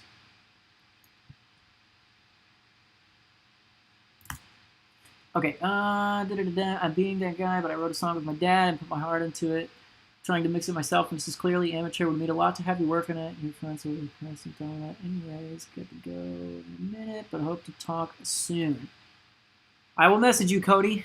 We will talk. Even though you're probably not on, but whatever. Anyways, yeah. We'll talk about that. You'll tell. Cool. I'm down.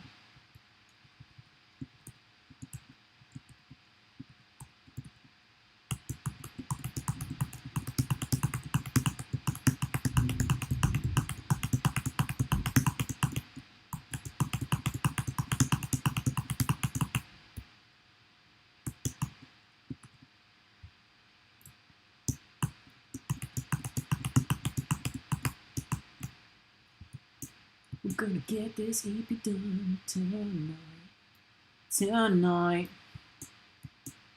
What's that dude? The tonight, the I don't remember what it is. The tonight you die meme or whatever it is. Oh, turn around and die. That's what it was. God, dude, that fucking blind guy. I remember that guy. Fucking blind. Now it's TikTok. Fucking hate TikTok. Alright, do not like TikTok.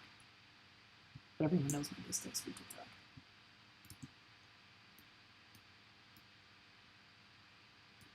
I mean, I understand it. I totally get why kids are on this shit.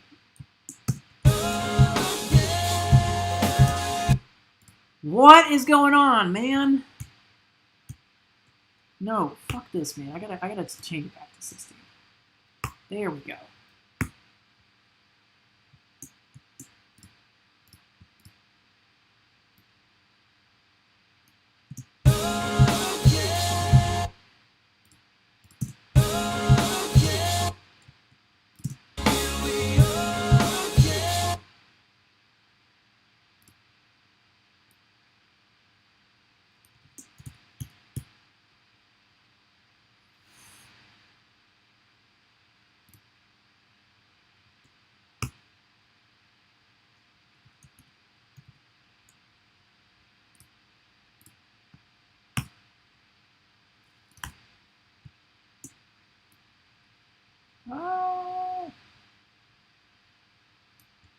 hate drums.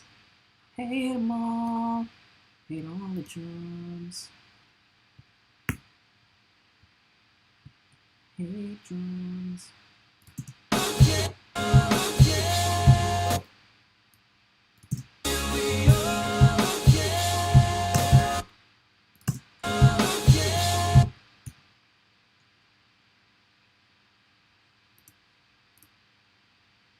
So that's the other thing I'm confused by. Why does it keep doing that?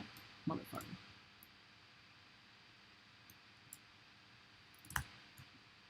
Okay.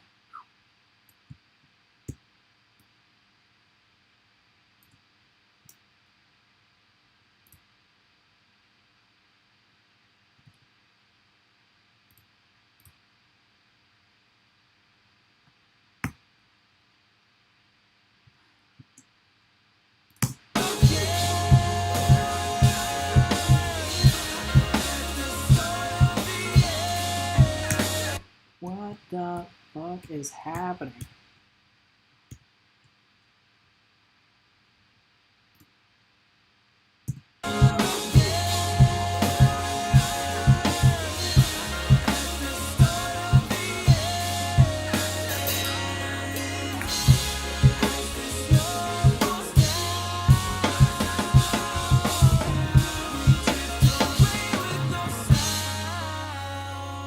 What the heck just happened? What?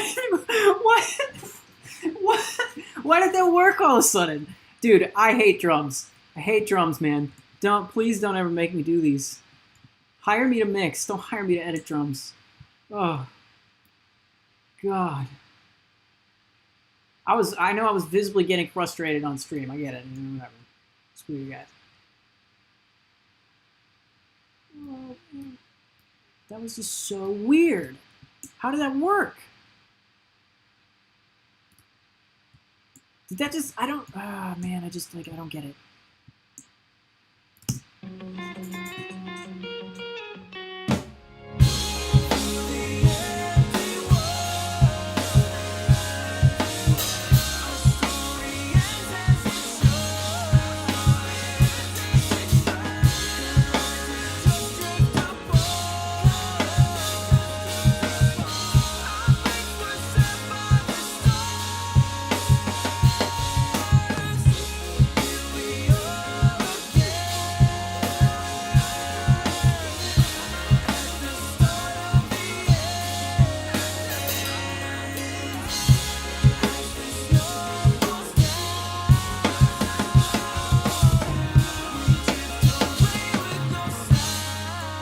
Yeah, that might need like the smallest bit of tightening up, but whatever. We're just gonna combine all the things. Okay.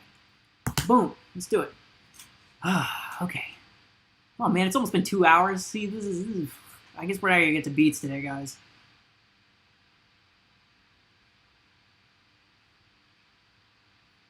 What did you study to create music? Audio engineering. I went to school for audio engineering. I did not go to school for songwriting. I just learned how to play guitar and went from there. So I'm mostly self-taught. What else? But yeah, I went to school for audio engineering. That's really where I have my education. It's more in the technical field of stuff. I mean, I wanted to learn how to, like, my thing was, like, my inspiration as a child, like, in terms of, like, what is it? Besides playing music, like, what I really wanted to do was present my music to people.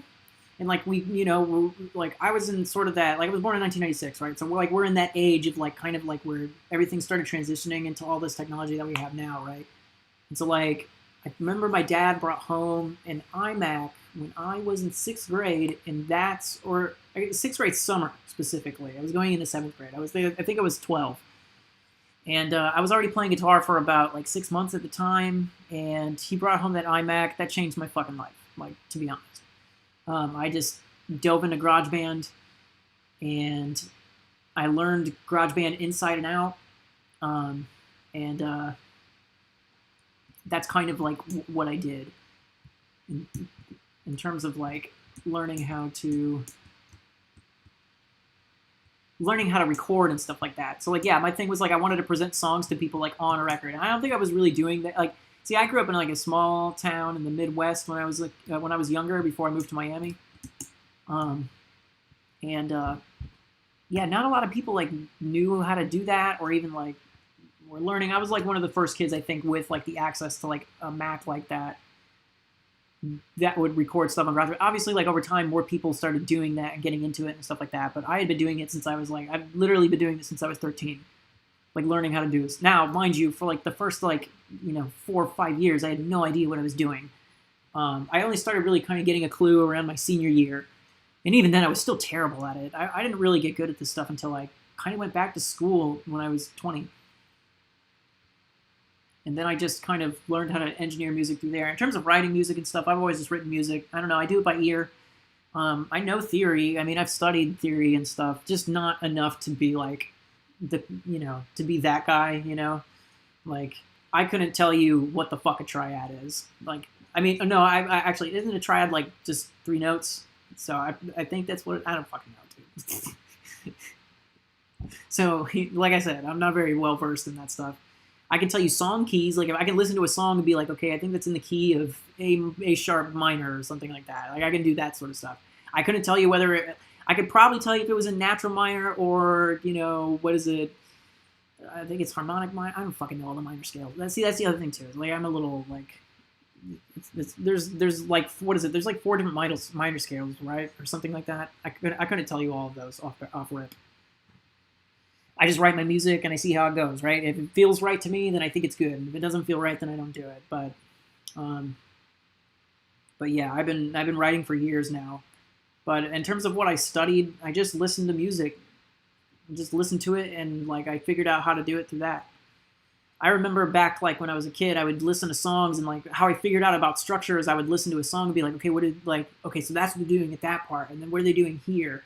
Oh, okay, cool. And obviously, like I think as a kid, or it's like, when you listen to music, you kind of figure out like, oh, that's like, the chorus is like, oh, that's that part, that really catchy part that always comes on. Like, but then you figure out like, oh, it comes on 3 times. And then you figure out, oh, this is like a verse. And then, well, obviously like once you get, into music and stuff. I'll say this, what got me into music was Guitar Hero. Guitar Hero got me into music. So video games are primarily the reason why I'm a musician.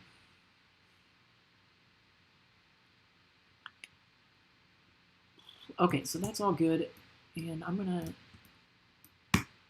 so we're gonna close this out, open up the actual snow time.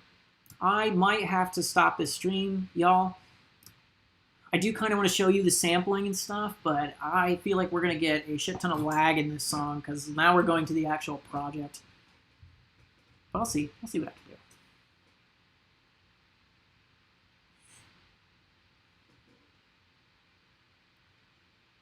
Music is amazing. I love you. I love you too, Polar. Polar. Can I call you Polar Bear? Actually, I don't give a shit. You're Polar, but I don't know. Just feel like Polar Bear is cool. You're Polar Bear now. Now you're Polar Bear. Oh no. Oh, okay. I thought the thing quit on me for a second. Oh yeah, there is the shakers. Look at the drums. Turn that off. Like those.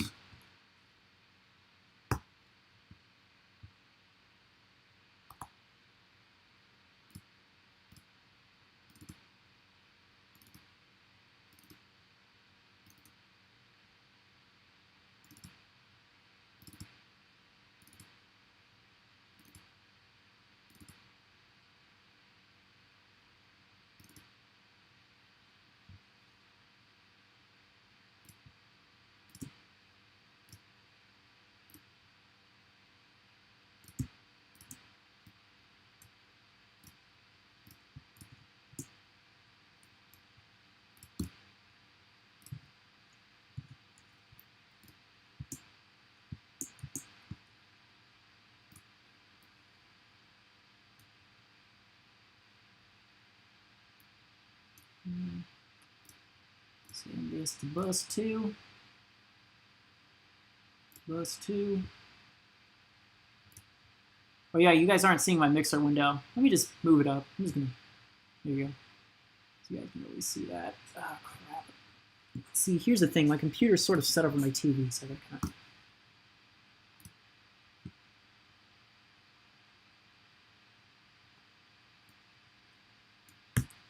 So yeah, there you go. So everything is being routed to my drum bus. So I got a drum bus right now. So everything's being routed to there. I muted it because I was doing that for the live.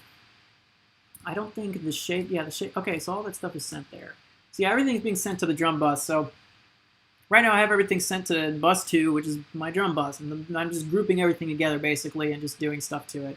That looks not like what I would want. Obviously I'm replacing the drum, so all those plugins are going to be subject to change. But yeah, and then these are all my sins that I use.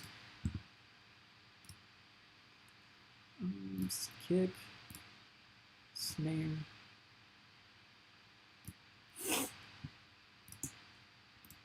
I'm not explaining that very well, but whatever, it doesn't matter. So I might want to use that gated verb.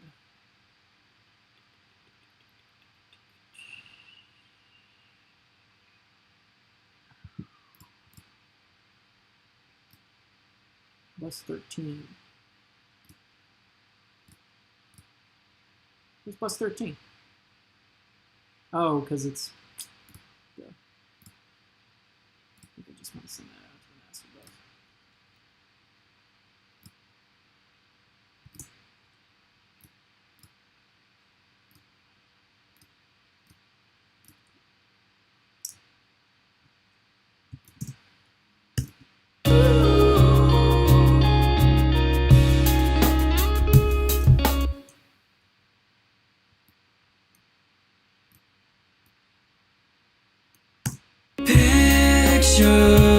Picturing memories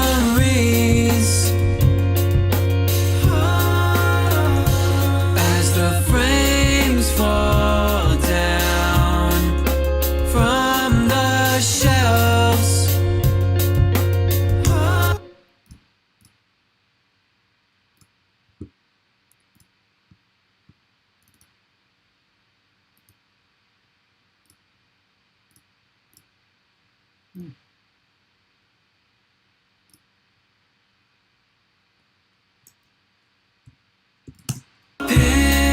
Picturing memories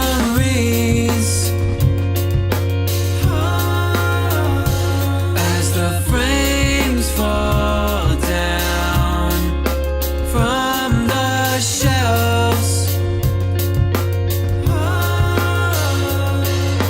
Lost in conflict, can we find a way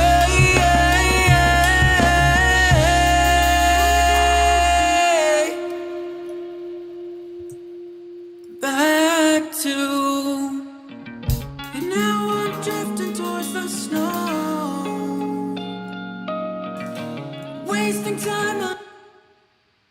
Yeah, okay, that's the thing. Oh, let me move my mixing window back down, because I don't think you guys are going to need to, like, really see that all the time. I would rather that not be the case. What the heck is going on? Whoa! My computer's being weird. You guys can't see it, but that is odd. I've never seen that in my life. I have to drag my mouse over everything to... What the heck is that? I can't even explain to you what's happening. Whatever. Forever. Let's see what chat's saying. I don't know if chat has said anything else since I've been messing around.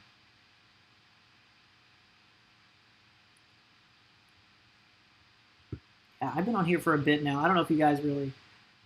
Oh, okay, that's it. 3 concurrent viewers. Well, there's still 3 of you watching. It's only 3 people. All right, we're gonna get this up. We're gonna get it over time. It's gonna go up. We're good.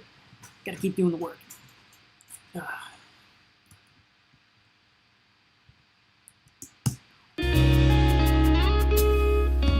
Picturing memories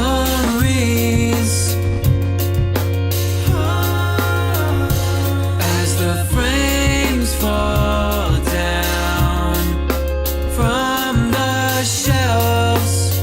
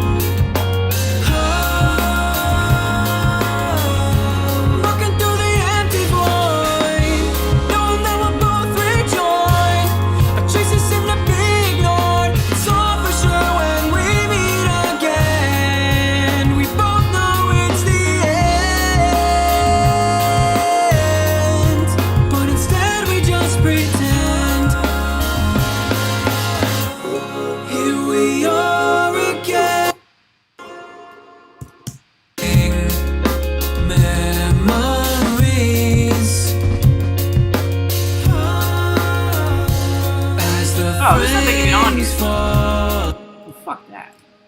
You don't need that. There's nothing even on it. So why am I using this? Fall down from the shelves. Yeah, I mind it. I mean, I was just going to use the waved version anyway, so I guess it's slamming a little hard, isn't it? Lost in conflict, can we find a way? Yeah, it's kind of, I don't know. Well, I guess it's not bad. It sounds pretty good, actually. Yeah, that's not terrible. I mean, now I'm bad at a lot of compression, so there's that. Now I got to do sample replacement. Here you guys go. This is the consistent process of doing this sort of stuff. It's such a long process.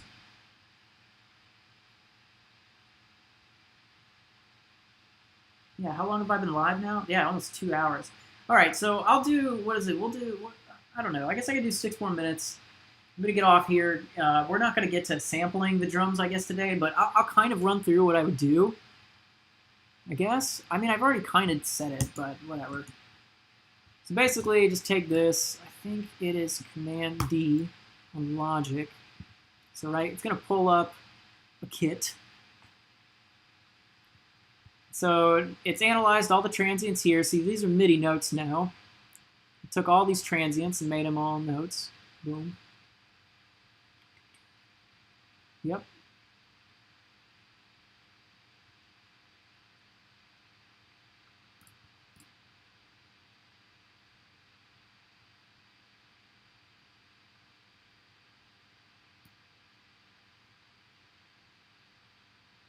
Yeah, you know what, fuck it, 40.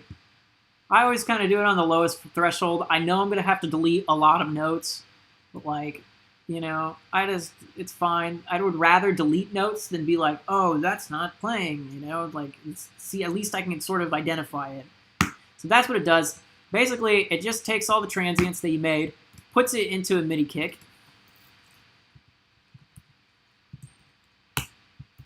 You color code it, because I'm a snob.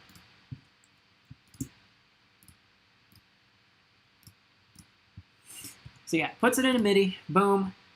MIDI notes are somewhere. Yeah.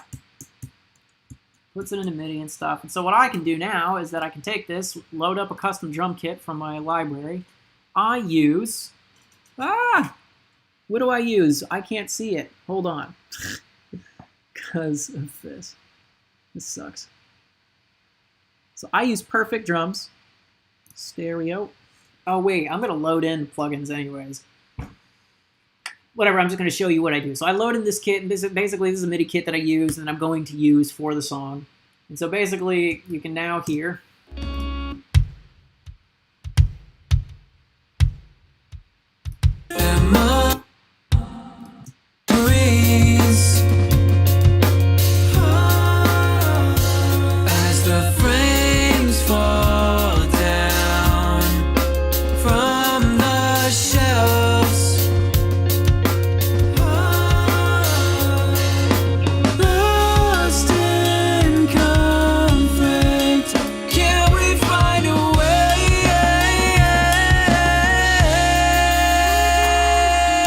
Yeah, so basically, yeah, it just replaces the thing. So that's what I do, but then I go in by hand and I kind of figure out, like, you know, what needs to be taken out and whatnot. Since I'm completely replacing this kit, I sort of have the liberty to add and take away kicks if I want to. I'm not going to do that because I like to follow precisely what the drummer does. So like that, especially if you're like sample replacing a kit completely, like you can kind of get away with, you know, taking your own liberties to the track, right? Obviously, if it's like you want to make it sound like a drummer's actually playing it though, so you don't want to do like go too crazy. But basically, what I do. You know, after I do this kick and completely replace that, I'm going to go to the snare, and we're just going to blend the snare and the sample together. We're going to blend both of those things because I want the, you know, the consistency of the sample, but I also want sort of the live feeling of the snare. And I like to blend those together so it sort of still sounds like, hey, there's a drummer actually playing this. Now, in terms of like what I do next for toms, the toms is going to be the interesting one, which is what I would have wanted to show you, because I'm going to go in here to the overheads, and I'm going to literally find I'm going to solo it out, and I'm going to find every single note where somebody's playing a tom, right? Where somebody's like hitting a tom note. So after I find, wherever a tom note is played, whether it be high or low, you have to, first of all, you have to tell the difference between the two. And then you have to like place it into the track, like exactly where it's played in the live, in the live track, like, wherever the transient is or whatever it is. And you have to line it up correctly. That's like that's like the hard part, but it's also kind of like, it might be something that you guys want to, look into and whatnot. What is it? No, god dang it, I get the wrong thing. What is it? Yeah, whatever. I think it's Y, isn't it? It's Y. Yeah, I don't know what I'm saying. I totally forgot because that threw me off. But yeah, that's basically what I would do, with the toms is, go in there and do it by hand. But, you can take some of these things and you can get good drums out of 4 mics. You can do it. It's not the ideal way. It's not how I would have wanted to do it. But I wasn't presented with the studio, and I was not presented with enough mic stands, nor enough mics. Had to make do with what I had. Especially because we really wanted to do live drums on this album. We wanted to make sure that it sounded live for everybody. And, I'm going to have to do some more stuff to make sure that it sounds great. But I was able to do it to another song. So I'm just going to kind of utilize those same tactics there and make it work, You don't even have to do too much to like a mono overhead or the hi-hat or whatever it is. Like, it's all little things. Compression, EQ, mostly, try to work with EQ. Compression is, over time you'll kind of understand what it does if you're new to this. But yeah, I don't know. I don't know what else to say. Let's see. Anybody else comment? We're at 1 viewer now. All right, well, we are officially at 2 hours, guys. Boom. This has been fun. Yeah, I hope to make beats the next time that I go live. Yeah, that would be the more fun thing to do because we can get creative together and, do all that. But it's fine. It's not a big deal. So anyways, guys, I'll see you guys next time. I'm going to be live again on Saturday after I release my vocal cover, and I think maybe then we can do some beats or whatever else that we want to do. We can figure out some stuff. I want to have some more fun in these streams and all this like more serious production talks and whatnot. I don't know, but yeah. Anyways, guys, I will see you on the other side, meeting next time. Okay, bye bye.